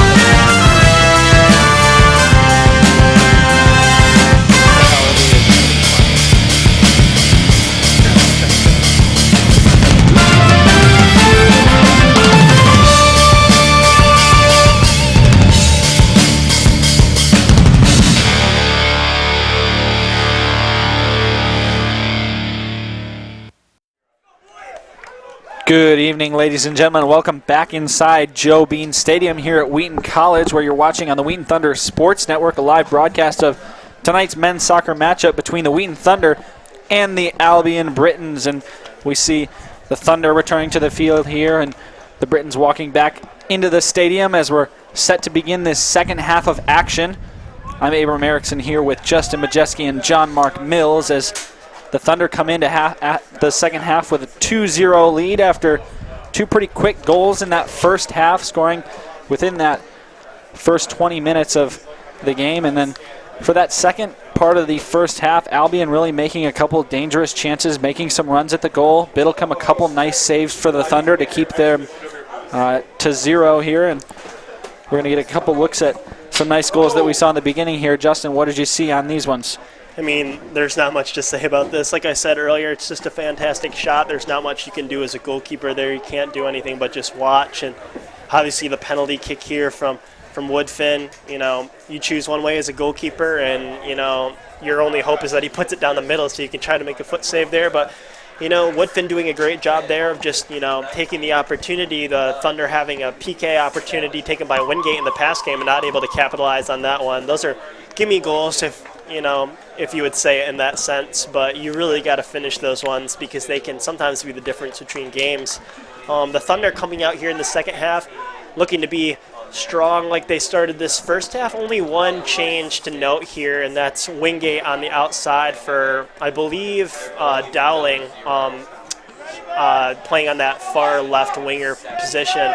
And I think that's probably just to give Dowling a little bit of rest. He played pretty much the entire half, or the entire first half. So I believe we'll see him come in again. He's obviously a vital player for the Thunder here. And we'll see this second half get started out as Sayev passes back and Albion is already pressing hard. Sayev picks the ball up here midfield. Goes back. One of his defenders. Tackle here by number 9. Groza plays the ball in to Will Woodfin. Woodfin pressing into the box. Clears it over the net. You know, and that's a good little look there by Woodfin. It was well defended, pushing him towards that outside and cutting the angle down on the shot. But as you could see there, you won't see on the replay, but Woodfin was, struggling with his knee brace coming off there on that run, but still able to get a shot off, just not able to redirect that onto frame. Groza's pass picked off. Albion gets the ball deep in Wheaton territory. Nice tackle there. Woodfin now with the ball. Passes back here to the middle as Groza just gives Wheaton some time by recycling that back to the middle. Melgar looking for a long ball up the sideline to Ferraro. Now Wingate driving to the middle. Looks for the through ball there. Spakiotis to the run, but goalkeeper Loria coming all the way out to deal with that one. Loria looking for an opening. Lofts it through midfield. Finds Foreman. Throw in for Albion. Albion throws it in. Pressure here by Wheaton. Out on Albion. Wheaton throw in. Good little bit of physicality there by Melgar coming out. Should just not give Sayev anything that's easy, or Sayev anything easy. And Woodfin here on the sideline along with Whalen as Isayevsky and Page here contest for the ball. Sapikiotis coming all the way back from the middle here. Try to run with this one, but he's surrounded by a whole slew of Albion players now here. Trying on the regain here. He's got to be careful not to commit a foul here. Good little bit of skill there by Isayevsky to create some space, but Biddlecombe easily able to deal with that long throw out to Wingate, and now Wingate with some space on the sideline. And you're seeing on the replay right now, Isayevsky comes in. Sapikiotis was trying hard to jostle him off of his line there, but made a nice job to get to that end line and take a shot, and Biddlecombe was there to cover up that near post. Fantastic switch there by Garoza. Now Woodfin trying to, looks like just tap that ball around Page, but Page standing there instead kind of messes up Woodfin's prior plan there, but that ball will be cleared out for a Wheaton throw-in now as Moyes stands over the ball. Page with some more nice defense on that side, making it hard for Wheaton to get in to a dangerous area. Cleared through the middle of the box. Picked up by Albion, cleared out. All the way back to Ferraro now. Ferraro with some time. Bobbles the ball a little bit, but flicks it around his mark. Now down the sideline here. little bit of a miscommunication there as Wingate was remaining stationary there, just looking for that play on.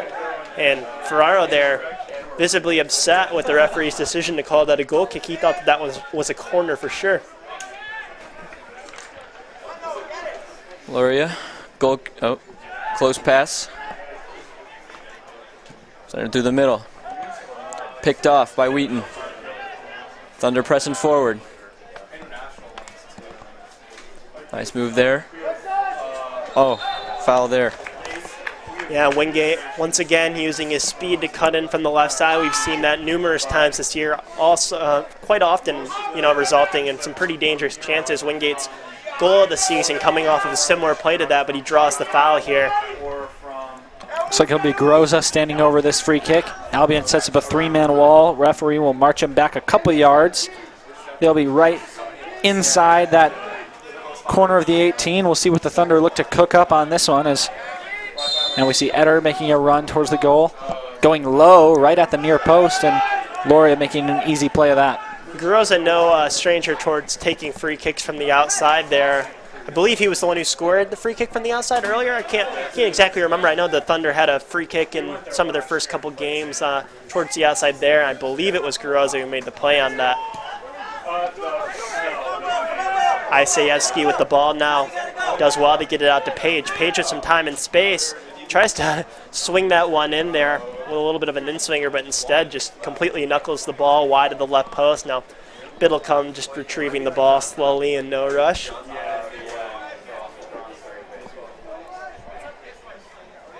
Wheaton often opts, sorry there, John, Mark, but Wheaton often opts to go short there, so when they do choose to go long there like Biddlecombe just did, there's a lot of space that's opened up because Albion was pulled so far up there. Now, dangerous pass in the middle by Sapikiotis could lead towards an Albion opportunity here, but Melgar in the middle to deal with that one.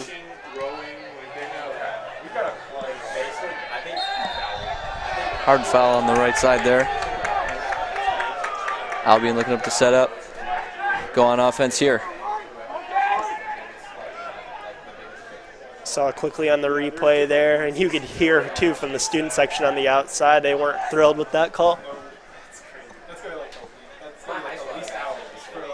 And looks like Whalen to mark Page on the back post. Page is one of the more, physically imposing presence is on this Albion team, and they look towards going to the back post, but Biddle come all the way out to the middle there just to punch it forward to Spikiotis. Spikiotis trying to use his speed to take on 3 Albion defenders. Wingate picks up the ball. He's got man cutting in the middle. Gets past. He's got it wide open. Oh, nice save there by Loria. And unfortunately, I believe that's going to go out too for a goal kick as that was off Wingate as he rolled there. Wingate taking a big touch there. Gives Loria time just to come out and make the play on that 1v1 there. It was good goalkeeping by Loria just to hold this line, forcing Wingate to take more touches in.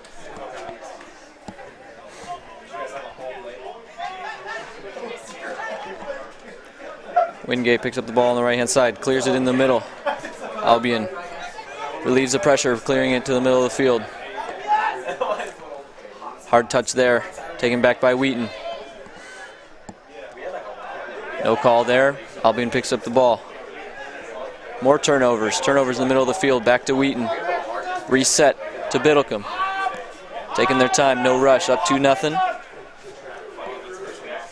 It has 7 minutes have gone by here in this second half. Abram, what are your thoughts as you watch Wheaton work the ball around? Yeah, I think the Thunder have, like you said, wanted to control the pace a little bit more, and I think that's what they've done in this second half.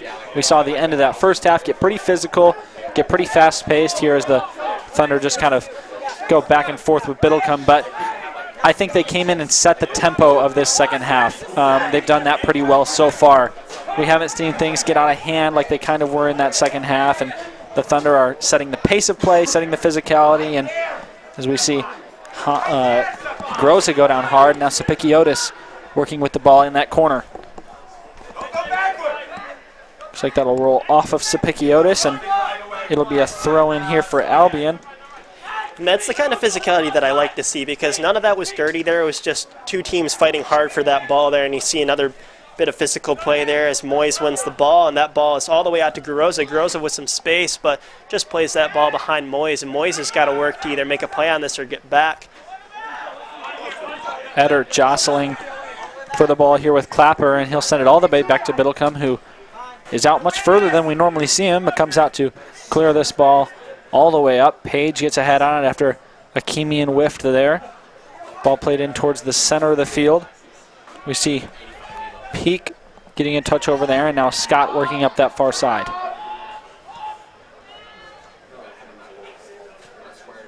Ball touched ahead and looking for a through ball, but sent away by Justin Hill. A nice play. This one will come up over Hill's head. He does get a head on it, though. And now Peak deflects it. Hill will try to keep it in play. He does. Nice job by him. Wingate flicks it up ahead, and now as the crowd roars at that nice bit of skill, we see Wingate trying to hit Sikpikiotis, but not able to make a pass that's on target. See, that's the kind of play that I mentioned there at the end of the first half, that I want Wheaton to just be a bit more patient. Wingate having time, he didn't have numbers up. Albion was completely set in and, as a defensive unit there, and they didn't have numbers. If Wingate cuts back to the middle, it gives Wheaton more time to be able to get more players integrated into that attack. And instead of just giving the ball all the way to Loria, and Loria playing super high is probably going to get all the way out there. Rose on the right-hand side here, battling with Page. Taken by number 11, Moyes. Albion recovers the ball, trying to work through. Nice steal there. Wheaton with space.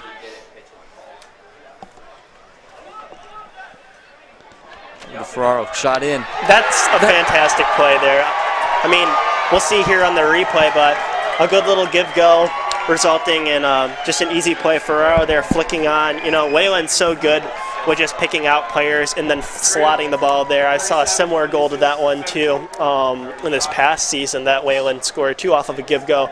But you see Loria slow to get up there as he's obviously frustrated there. Going down 3-0 here at Joe Bean Stadium can be demoralizing. We've seen Wheaton absolutely demolish most of the teams to the stadium this season, but Whalen with all the assists to number 37, Ben Ferraro. Whalen from Ferraro. And I've really liked the 3 goals that I've seen, well, with the exception of the Peaky, but the other 2 goals I've really liked. They've been super high-class goals, Abram. Yeah, we've seen this Thunder team a couple of times, notably in that last game against Iowa Wesleyan, make a couple of goals that certainly were, sufficient. Points go up on the board, but at the same time, didn't come off any particularly great link-ups like you've mentioned before, Justin. Both of these goals that were not penalty kicked today, really, really nice goals, and great to see the Thunder connecting, especially on a great give-and-go like that between Ferraro and Whalen. Yeah, and resulting off of, plays where instead of playing the through ball, they've just decided to, hold the ball a little bit longer and let play open up. And, the last one was a through ball, but, it resulted off of, a good give-go. Melgar back, Isayevsky almost able to take that one away, and now Moyes will send it in towards the middle. Sikpikiotis goes down, hit in the back by Chase Forsman. We'll see the referee got to follow Forsman down towards the box and have a word with him. Looks like goalkeeper Loria there just hunched over in the box. There might have to be an injury substitution. And we saw after the third goal there, I thought it was just Loria out of frustration on the ground, but he's holding his right side there just below the chest on the ribs, and you'll see the trainers come out here. But it's been a thrilling start to this second half as 10 minutes have gone by. I'm curious what you've seen, John Martin. I've asked Abram a couple of times what he's like to see, but John Mark, there's been a lot of good play. What have you seen out of Albion, as far as stuff that you like and stuff that you don't like as far as, offensively and defensively? And you may not, have, the answer to that, but I'm just kind of curious from a third perspective. It's normally just Abram and I up here. Yeah, I feel like at least in the first half, a little bit in this half, I think towards the backhand side of the first half, they were able to apply more pressure on Wheaton, actually force some turnovers that enabled them to create some more offense. But yeah, just in general, they need to get, like you were talking about earlier, how They're very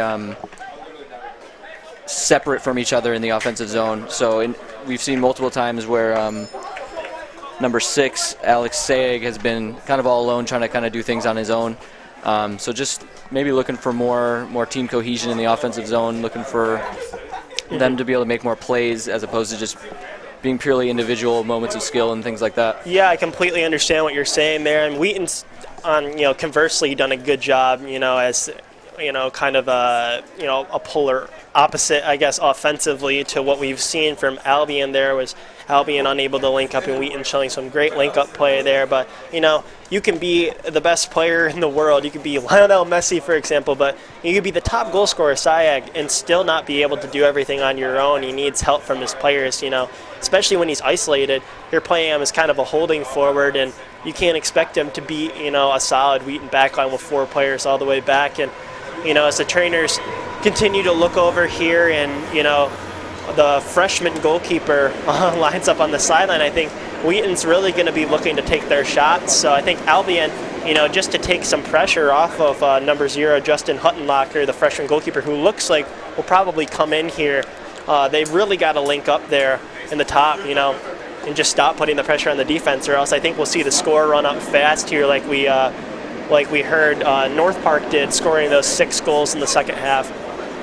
Yeah, and Justin, one thing I think to mention is that as we talked about before in the end of that second half, we talked about the Thunder not wanting to play to that physicality level necessary, or that level of chippy play that Albion was playing. But conversely, if you're Albion now down 3-0 rather than 2-0, that type of play benefits you a little more than it does the Thunder. And obviously you'd never advocate for overly physical play or anything like that, but that's a kind of pace that seemed to have Wheaton on their toes. And so maybe playing a little more physical up front, trying to send those balls up quickly is going to be a strategy that the Britons are going to look to, because they had at least some limited success with it in the end of that first half. Absolutely, and we will see Justin Huttenlocker here come in for Injury substitution for Albion now in goal, number 0, comes out with Justin the injury. Huttenlocker. But you couldn't be more right, and there's a fine line between playing chippy and playing aggressively. And I think that, a little bit of chippy play can definitely benefit you when you're down, but you can't let it be something that defines, your team, because then it becomes just a grudge match where each player is individually trying to, just beat up on his mark, or whatever player has the ball from the other team.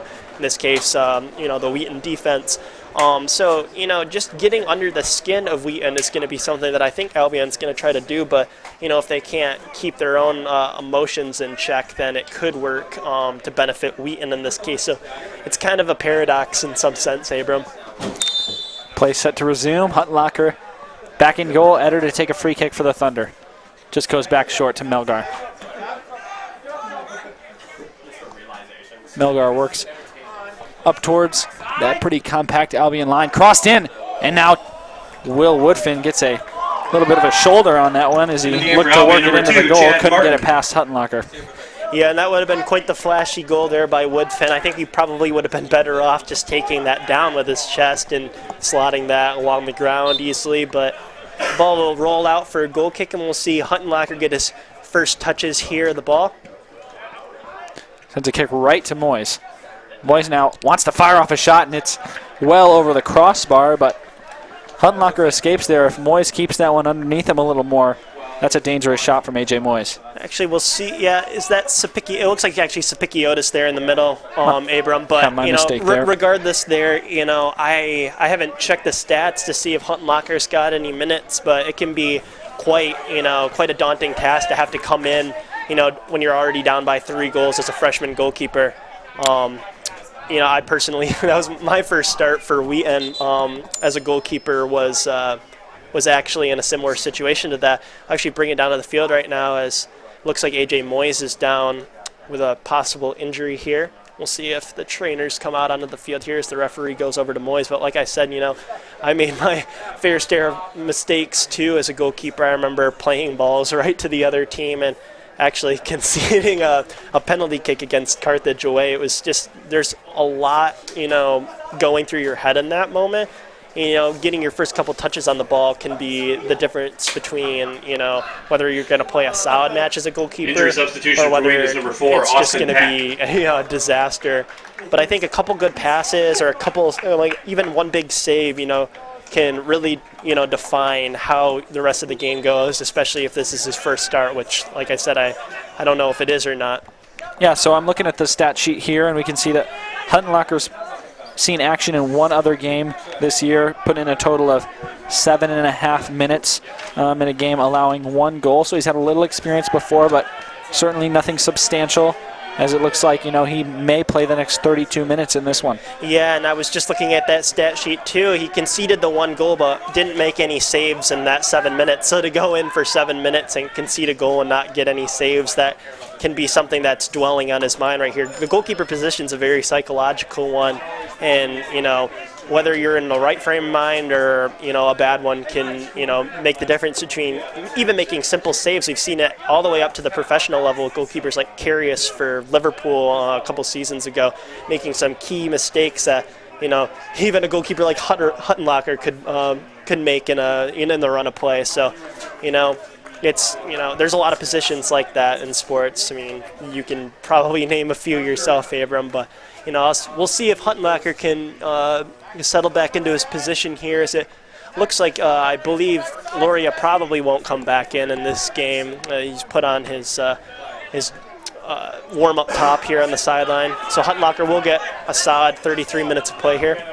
Huttenlocher sent that one away nicely towards midfield.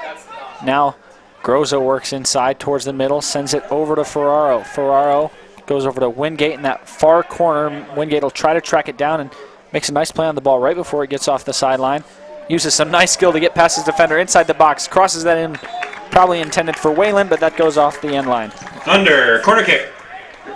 Yeah, Wingate using his foot skills there just to create space and draw that corner kick here. And we'll see Groza goes to take that one, and second, opportunity for Wheaton to put some pressure here on Huttenlocher. He goes deep to the far post. It'll be too far. Woodfin will try to track that one down, and a nice clearance by Albion to keep that one from going off the end line. It'll stay with the Thunder as Wingate gets a touch on the ball. However, he will concede it back to the Albion side as now Scott has it and clears this one up towards midfield. Wheaton takes the ball midfield. Regrouping here. Plays it back. Deep ball in, looking for Will Woodfin. Albion picks up the ball, cleared. Down and out of play. We'll have a throw in for Wheaton. Throws it in upfield. Taken up. Wheaton eager to put some pressure on. You could see players, quickly tracking down those loose balls. And Wheaton there looks like they concede a free kick, and Albion will push up the field as Wheaton settles back in. We'll see Huttenlocher push up far too, mirroring that aggressive play of his goalkeeper counterpart, Loria. Albion preparing to take this free kick. And Isayevsky with a lot of space there on the left side. Playing it into the box. Nice, found by Biddlecombe. Played out quickly. Not contested very much either. Biddlecombe was able to go up for that ball without, receiving any pressure really. This ball will go all the way back to Huttenlocher, who just decides to clear that. Well found with Isayevsky on the outside. Woodfin not able to win that ball, and that'll go out into touch. Into the game for Albion, number 8, Spencer Mogenberg, and number 16, Zabeth Wilson. And I think I'm already seeing more confidence from Huttenlocher. He's already sent 2 away. That one found Isayevsky real nicely, and I think it's just a little bit about entering this game, like you said, with only a couple minutes under his belt, but already seeming to take a little more control. You can see him kind of shouting out things to his team, and looks like he's definitely settling in and getting more comfortable just in these last 4 minutes or so. Yeah, I'm curious to see how he does when he receives a shot on frame. We'll see if Wheaton can do so. I mean, obviously they've put their 3 goals in earlier and put some shots in on goalkeeper Loria in this past half and even a little bit into the second half as well. So we'll see. I believe we'll see some more opportunities here. And this ball's dangerous in the outside. It looks like one of the Albion players there attempting the bicycle kick, but opting not to go up in this ball. All the way up to Sapikiotis. Sapikiotis winning the header there, trying to find Garoza, but that ball cleared out for a Wheaton throw-in. Into the game for Wheaton, number 36, Drew Beamer.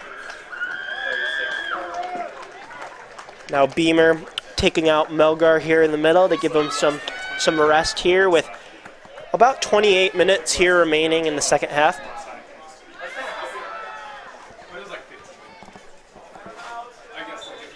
As I look on the sideline here, it looks like Stafford Dowling has his sweatshirt on, and we may not be seeing him as I prior thought we would. We do have Alessandro Di Argento lined up to substitute at some point here.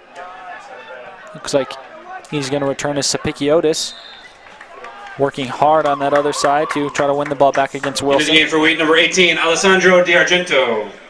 We've been talking about the wind earlier too, but it's also a bit chillier too than it has been in this these past couple of weeks here. Not a lot of humidity, and in addition to the wind, just the temperatures dropping, into the 60s as well too, the low 60s. So we'll see Di Argento, like you said earlier, come in, giving Sapikiotis a break here as he takes that forward striker position. Ferraro with the ball right now, waiting for the referee's whistle. Ferraro with the throw-in. Won by Albion, played back. Ferraro gets the ball back. Resets. Sent back to Biddlecombe. Biddlecombe pressured a little bit, clears it across. Finds Pack. Pack controlling the ball in the middle of the field. Nice little play up to Groza. Picked off by Albion. Surrounded by two Wheaton players. They win the ball, taken to Wingate. Wingate on the left-hand side, looking for a run. Nice defensive play there by Albion, taking the ball back. Turns to Wheaton. Once again, just looking to reset here.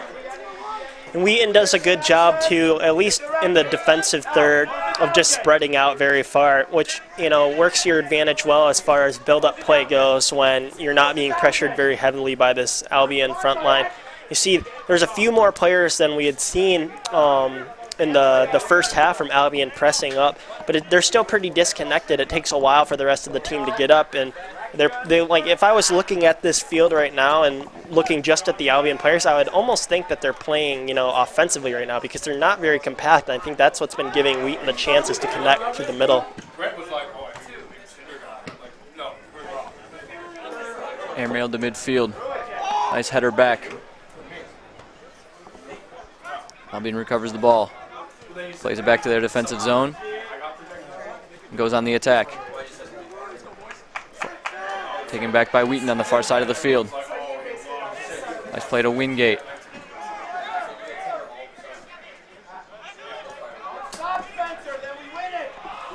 Back to Whalen. Whalen has the ball taken. Up. Albion looking to pressure. Get some offense here. Sayag playing that pass a little bit behind, like you said.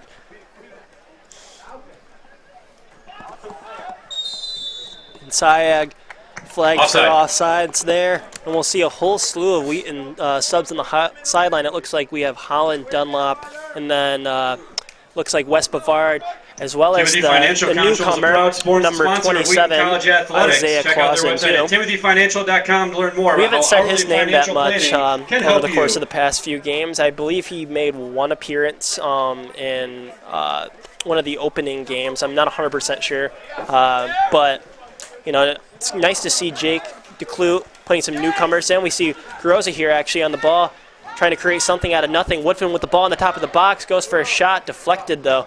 And Albion now with an opportunity to attack. Albion with the counterattack here. And Sayag with a lot of space right now.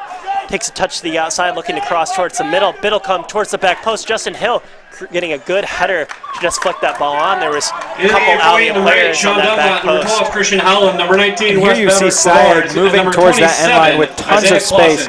Has plenty of time to set up a nice cross. Hill there, just able to rise up, climb the ladder, and get a nice head on that ball. It looks like And Ferraro, that cross was intended for Mogenberg. Yeah, and Ferraro, too, he was caught out. He wasn't all the way back defending there. In addition to that, he also had 2 men to mark himself. I mean, that's a communication factor. You know, Wingate hadn't gotten all the way back. You know, they were pressed up so high offensively with those counterattacks. You know, it's important that Hill make a play on that ball, and that very well could have been a goal for Albion had Hill not gotten a header on that.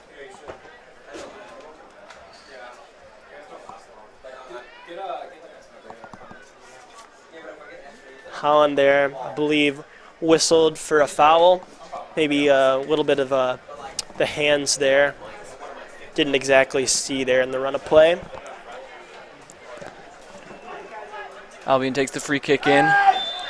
Another whistle here. You know, Bavard there whistled. You can't go up with hands into the back of your mark there, and that's a dangerous place to concede a free kick. You know, Haston Biddlecombe there urging his players to mark up, but this could very well be a great opportunity for Albion to put some pressure in on Wheaton, as they haven't really been able to generate that much in this half. It's going to be Peak standing over the ball. And D'Argento links up with, it looks like, Holland. This one looks like it wants to go straight for the goal. Biddlecombe punches it out. Comes back out. Now to Sayeg. Sayeg there with Clausen and Pack. Pack touches it up to Clausen. Clausen taken down hard there by Mogenberg. Yeah, and that's kind of a reckless challenge, in my opinion, by Mogenberg. The ball was obviously beyond his ability to win that there, and hard foul on Clausen.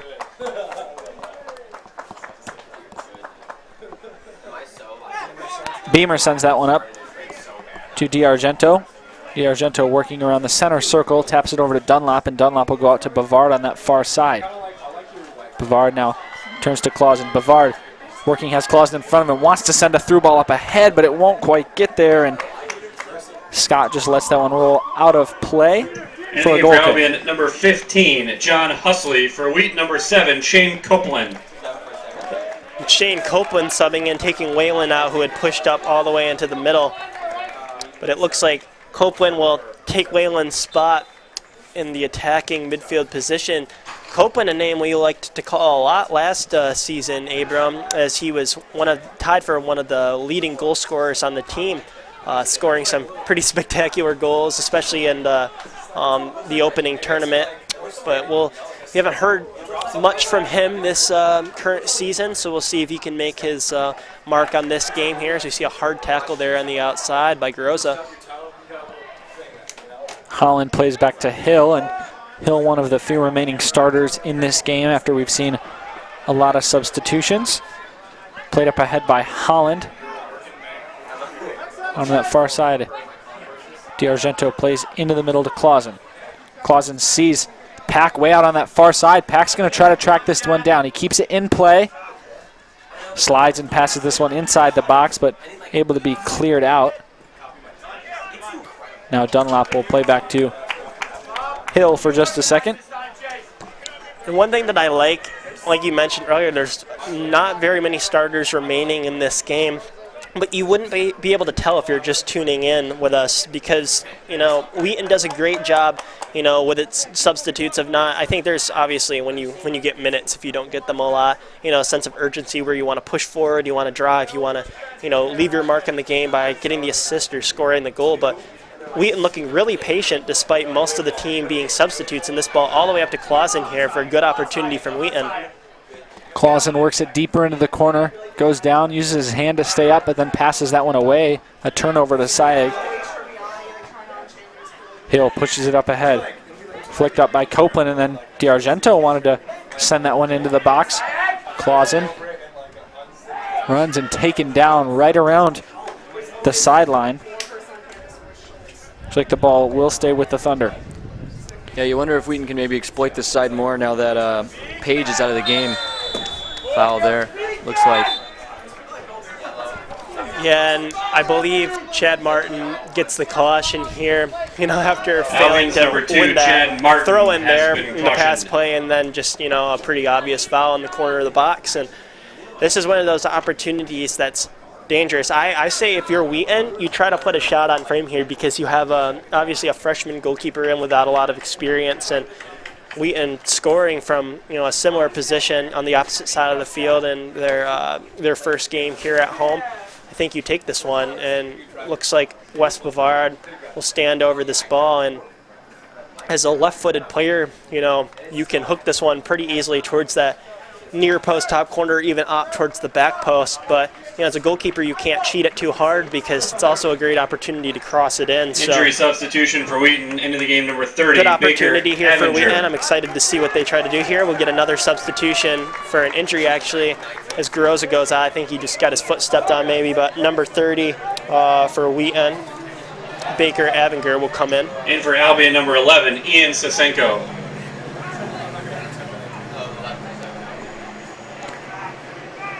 Sosenko comes in and replaces Warris.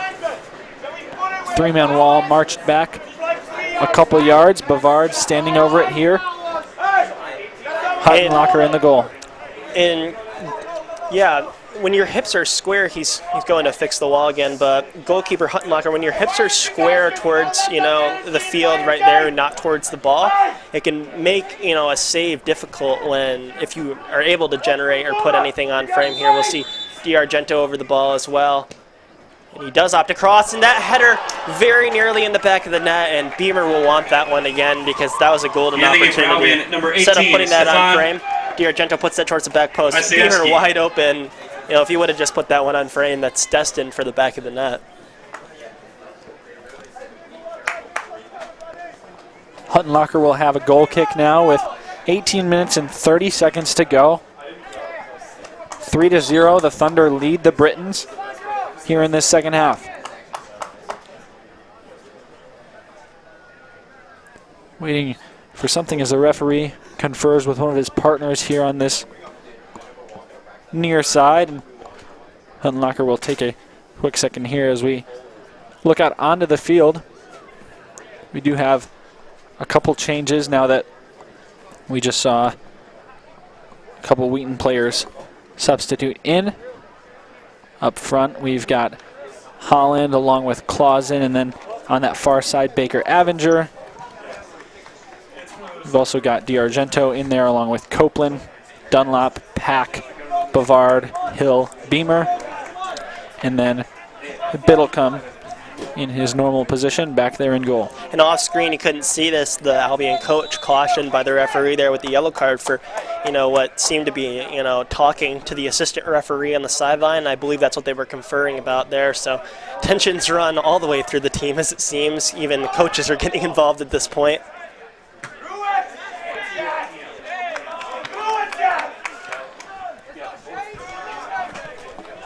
Pack with the throw in here. Austin Pack looking for the throw in here.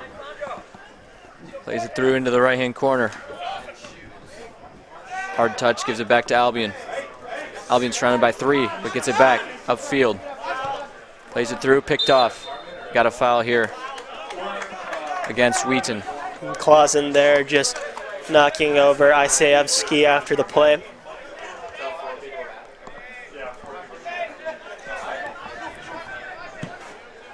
Quick little bit of a pass there over to Isayevsky, who made the overlap, tries to cut to the middle, succeeds in doing so. Well defended by Pack, but Isayevsky still with the ball. And there's a lot of contesting from the sideline because to me, and obviously to the coaching staff here in the sideline, that was very apparently a PK. Beamer there just reaching in and stabbing, as Isayevsky tries to hurdle. I think it was just the lack of contact that caused that call to be passed up there. And now Wheaton trying to string some passes together in the final third. Crosses across the top here. On the side, working on the right-hand side of the box. Tries to feed it in, but can't. Pass is picked off. Albion trying to get out of their zone. Can't. Good regain there by Clausen, but Shane Copeland unable to get the ball there. D'Argento with a little bit of a back heel, and Holland not able to connect all the way on the back post. Yeah, with that number was 30. Avenger. Yeah, it was Avenger, like you just said there, Abram. Into the game for Albion, number 14, Joel Zaretti. Now in goal for Wheaton, number 0, Drew Camerano. Yeah, and we see Camerano replace Biddlecombe. Biddlecombe, we've talked about him plenty tonight, but just another spotless outing for him, making some incredible saves and overall just being a great vocal leader for this Thunder team, as we see him oftentimes the one during stoppages of play to gather his team up and take some time to regain their composure, and he played a great one tonight. Camerano now in goal for the Thunder. Great strike there by Holland as that ball knuckles straight to the hands of Huttenlocker, and like you said earlier, I believe you were completely right, Huttenlocker there with a little bit of confidence. That ball was struck right at him, but struck with pace and a good hold by Huttenlocker. But Camerano's a name we don't hear very often, and you know, to give him some credit, you know, as playing with him my sophomore season here, Camerano's a fantastic goalkeeper and oftentimes doesn't, you know, see the spotlight as much as Haston Biddlecombe does. But Wheaton's blessed with a very deep goalkeeping squad here, and Camerano, a great distributor and also just a great physical vocal leader here. Camerano tested for the first time there as that shot rolls in. He's able to scoop that one up easily. Little different frame than Biddlecombe. Camerano's got a couple of inches on him for sure. He's listed at 6'4" here compared to Biddlecombe 6'1". Bavard working inside the box. D'Argento passing over and now chipped over by Shane Copeland, who will get his first goal of the year. And you see Huttenlocker just a little eager, comes out there and not able to reach the ball before Copeland can just punch it right over his head. You'll see here D'Argento possibly getting hurt here on the play. He remains down still to this this moment, but Shane Copeland there taking advantage of Huttenlocker's eagerness to come out for that ball and just a little bit of a poke. He's able to chip that over Huttenlocker. Like we said, you know, Shane Copeland, one of those names we said a lot last year. He's got, you know, a great knack for finding the back of the net and able to do so there. Yeah, just a great sequence of passes by Wheaton there to put it in the back of the net. It's a really great team play. You know, good follow-through by D'Argento, too, who does remain in the game. The Thunder goal is first of the year for number 7, Shane Copeland. That ball there, but Cope with the goal, assist to number 19, Wes Bavard, and number 18, Alessandro D'Argento. His diligence there and following through on the play is able to open up an opportunity for Copeland. Albion looking to go on the attack here. Try to put up one on the board. Don't want to get shut out here. Plays it across to number 5, Albion. Probing here. Clears into the middle of the field. Too far though. Regained by Wheaton on the far side of the field. No real rush here for Wheaton. Just need to close this thing out with 13 minutes left to play. Wheaton stringing together a slew of passes here through the middle and also through the back. As Pack looks inside to Dunlop. Beamer here just taking his time, finding Holland, and Holland just recycling back out to Hill. Yeah, Justin, what do you want to see here for the final 13:40 of this game, just to make sure that Wheaton closes out strongly? 1 sec, we'll just watch this play here as Wheaton gets a good opportunity. Copeland on the top of the box, fires that ball, possibly a handball there, all the way out as it goes off of, I believe, into the game for Albion, number 4 there 12, for Albion, and then all the way to Avenger. Avenger not able to redirect that. Yeah, let's see it here. It's a deflection. Number 6, Copeland knows that 20, Avenger's out there and number 21, Chase immediately recycles that ball out to him. Avenger, tons of pace on that one, but it's just a little high. You saw his head in his hands there.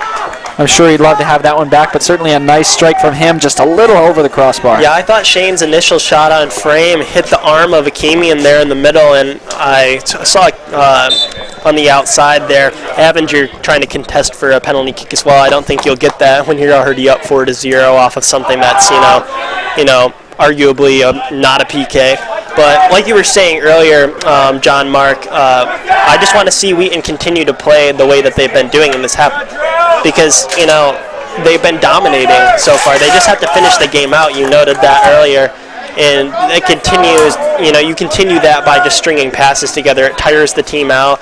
You know, they're down 4. You know, I think at this point, what they're wanting to do is just press. So if you're able to just, you know, play the ball around, not necessarily park the bus, but, you know, just string passes together, it tires the other team out, as well as, you know, also opening up opportunities when they're pressing so hard. You can find those through balls that you've been more cautious to play earlier. A great ball there, like I said, from Holland all the way up to the outside. and Chase Gwynn not able to win that one, but it does go off the for touch. Albion, number 2, Chad Martin. For Wheaton, number 16, Price Leonard. Leonard checks in for Pack, and Gwynn was one of those new substitutes for the Thunder as well. Gwynn especially dangerous when he gets that ball up out front. Such a strong player. We saw him put a bunch of goals in the back of the net last year as he was one of those players tied for the lead in scoring. I think Gwynn brings a level of physicality that most Wheaton players aren't able to bring just from a size perspective, but Gwynn does have a good knack for finding the back of the net, and his finishing is just, a step above the rest. Here's Clausen, works on the corner of that box. Looking to get to that end line. Wanted to cross that one in. That one deflected off of the Kemian, so it'll be a corner kick here for the Thunder. Thunder, corner kick. Clausen showing off his pace there as he, speeds up off of that scissor. Unable to get the ball into the box, but winning the corner kick there as Kemian kicks that one out over the end line. Corner kick coming in here for Wheaton. Nice ball right in the middle. Headed in, cleared out by Albion. Ball's up for grabs. Wheaton acquires it. Looks to reset. Pushes forward again though. Off to the far side of the field. Looking to cross it in maybe. Does so. Why? Oh, just out of his reach.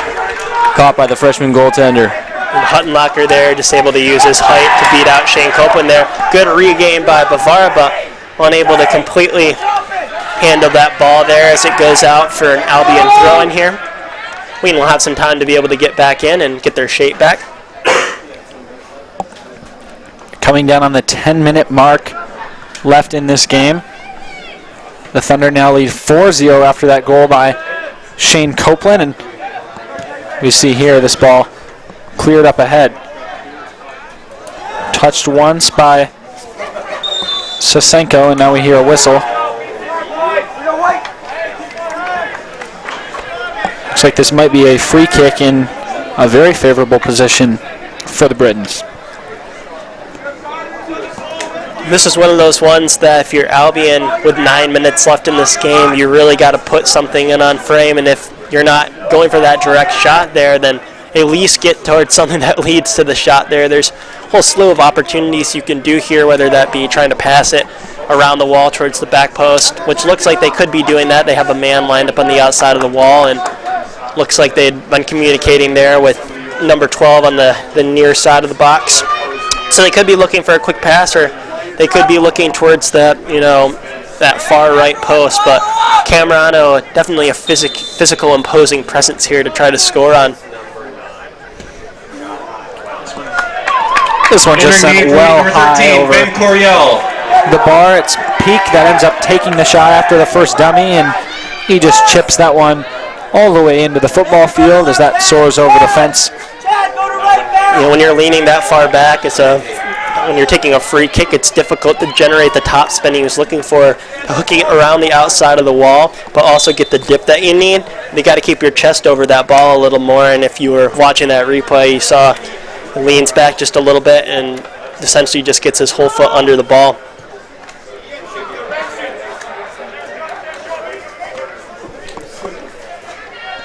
Ball played back to that Thunder back line, and Camerano will now have some time to play it out to that far side. He plays it over to Leonard. Leonard now works in towards the middle, goes back to Holland. We talk frequently about Biddlecombe's. One sec, we'll go back to the field here for a possible Albion opportunity here. Beamer out to deal with it here. Well defended. Cleared out by Holland as Sasenko took a shot there. Warbrick to chase here. Huttenlocker not able to clear that. Goes towards the middle, but Albion getting a foot on that ball. Like I was saying earlier, we talked so much about another dangerous opportunity, but it looks like Huttenlocker is out to deal with that one as Clausen chases. We talk so much. Oh, I can finally get to my thought. We talk so much about Biddlecombe's strengths as a goalkeeper, but Camerano is quite possibly the better distributor. He's got such a leg there with his tall and strong frame, but also just his vision is super good as a goalkeeper. Being able to practice with him, his long balls are pretty much always on point. and just very confident with the ball at his feet. 7-minute mark has been eclipsed. Coryell passes up ahead and losing his footing there as Thunder player passed inside the box. Beamer does a nice job to come over and shield Camerano as Camerano scoops that one up. It looked like Mogenberg was going to be able to make a play on it, but Beamer took that out of the question. Avenger now works up that sideline and plays back towards Coryell. Coryell will recycle to Camerano. We'll see Sayeg going back to the sideline as well as some of the other key players whose names we mentioned before, like Page and Wilson. I believe they're Albion's last push to try to make their mark on this game as they try to come back from a 4-0 deficit. In the Thunder here, you can see very patient, and apart from a little bit of a mistake there, a miscommunication. In the game for Albion, number 6, Alex connecting Sayeg, with number their passes 7, very Jason well. Morris, and number 19, I Noah believe Scott. Camerano thought he had some pressure on him and just wanted to get the ball out fast there towards the sideline. Maybe didn't pick out, or maybe didn't see his player there and was unable to pick him out. That ball will go out for an Albion throw in here, and we'll see those substitutions I'd mentioned earlier come in.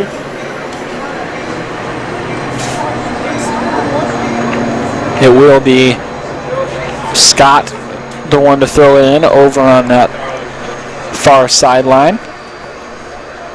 Looks like he wants to toss it inside to Peak, but that ball cleared out by Coryell. Avenger making a run and able to keep that ball in front of him as does a nice job to bring that ball down to his feet.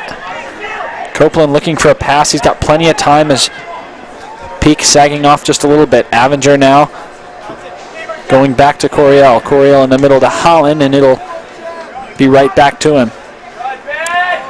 Gwynn led into open space and trying to split two defenders, not quite able to. Now ball chipped up ahead, and Copeland making a play on it, but good job by Akimi into shield Huttenlocker with his body. Chad Miller out to deal with this ball right now. They'll double. Clausen will win the ball here. Looks like Clausen accidentally caught Isayevsky in the throat there with his arm as he spun around. Now Beamer is going to have to make a decision there, and he opts to switch it over to Coryell on the other side of the field. Back over to Beamer on the near side with 4 minutes and 15 seconds to go. Beamer sends this one well up the field. Leonard almost able to get a foot on that, but it just sneaks past him as Avenger makes a pass back to Beamer around the center circle. Beamer chipped up ahead towards Avenger. He has Gwynn in front of him, and then Leonard a little bit towards the inside, but this ball played way up ahead, and Camerano's far off his line, able to get a deflection, and that one will go off the sideline. And Justin, speak a little bit to that one right there. Camerano got lucky. That's what happened. He came out to make a play on the ball, but was sitting too far back in to do so. Realized he was caught out in no man's land and gets lucky there as Sayeg puts that ball right at his face. So, you know, if you're going to come out to that, you got to commit. You can't just stay there once you realize you're out in no man's land. Shot fired off and deflected up in the air by Copeland. Avenger sends this one out, and now inside and cleared once again by Holland.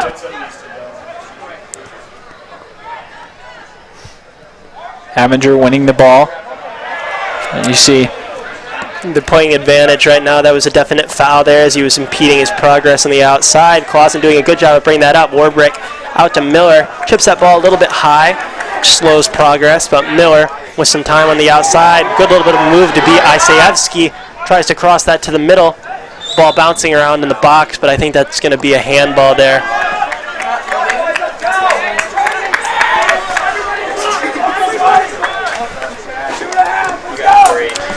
This ball will be back as Huttenlocker stands over the ball right now. Ball played out wide by Albion as Albion tries to string something together here. Good bit of pressure there as Warbrick chases down. Albion clears the ball out to center field. They have 2 minutes left here to try to make a statement and impact in this game. Quick throw into Syag. Good tackle there by Beamer. Syag throws it in. Some give and go here. It's a line to the box. Tries to play it to the center, but that's easily taken. It looks like the AR will call that out for a good game for Wheaton number 3, John Steiner. There's a substitution. Also for Wheaton number 34, Connor White. And Connor White makes his first appearance too for the Wheaton Thunder. For those of you still watching with us right now, after the post-game things conclude, we'll have an interview with one of the Wheaton coaches down on the field, so make sure you stay tuned after the final whistle for that. We'll have our very own Abram Erickson down on the field there to just give some post-game thoughts.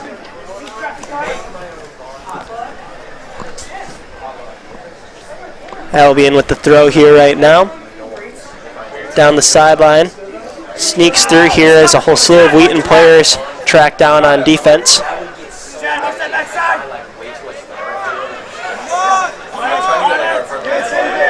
Warbrick wins, plays back to Steiner. 1 minute, 1 minute remaining in the second half, 1 minute. 1 minute remaining in the second half, and the Thunder still maintaining their commanding 4-0 lead over Albion right now. Definitely a statement there, and you know, the result that they wanted, John Mark, as compared to this the past game that they had against Albion that resulted in that 2-2 tie with all those injuries.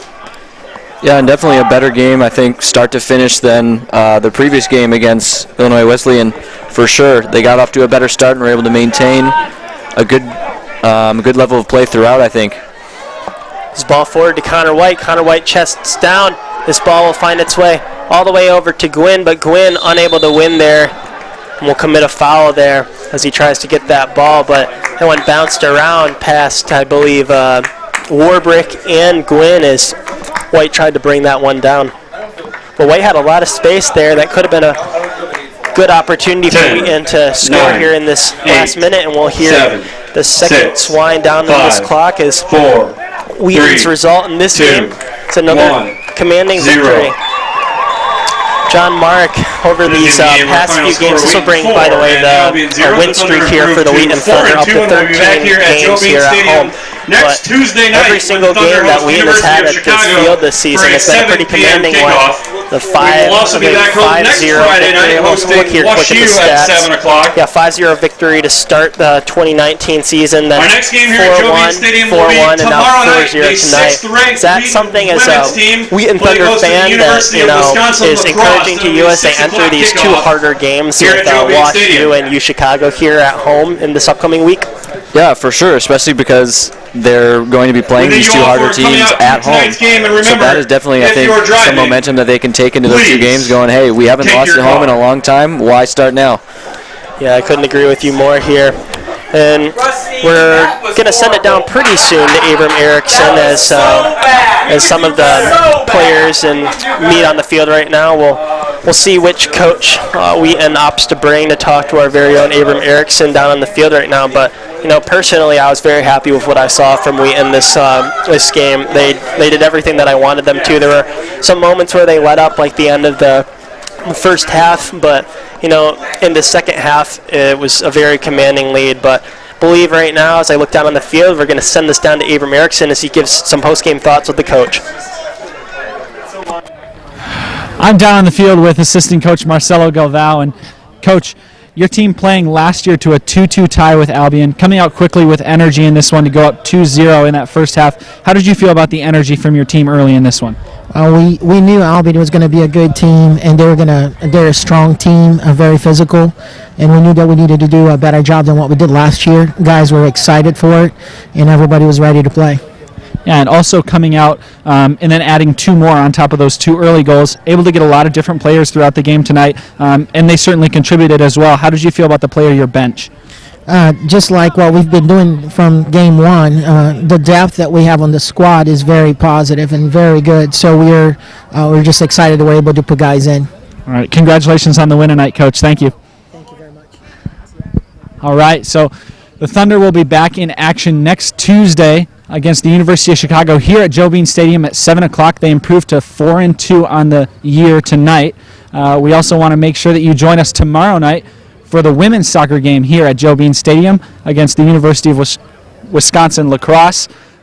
Once again, the Thunder with the 4-0 win tonight, and we will be back to see them next Tuesday. So thanks for joining us. For Justin Majeski, John Mark Mills, I'm Abram Erickson, and for everyone at the Wheaton Thunder Sports Network, thanks for joining us. Have a great night.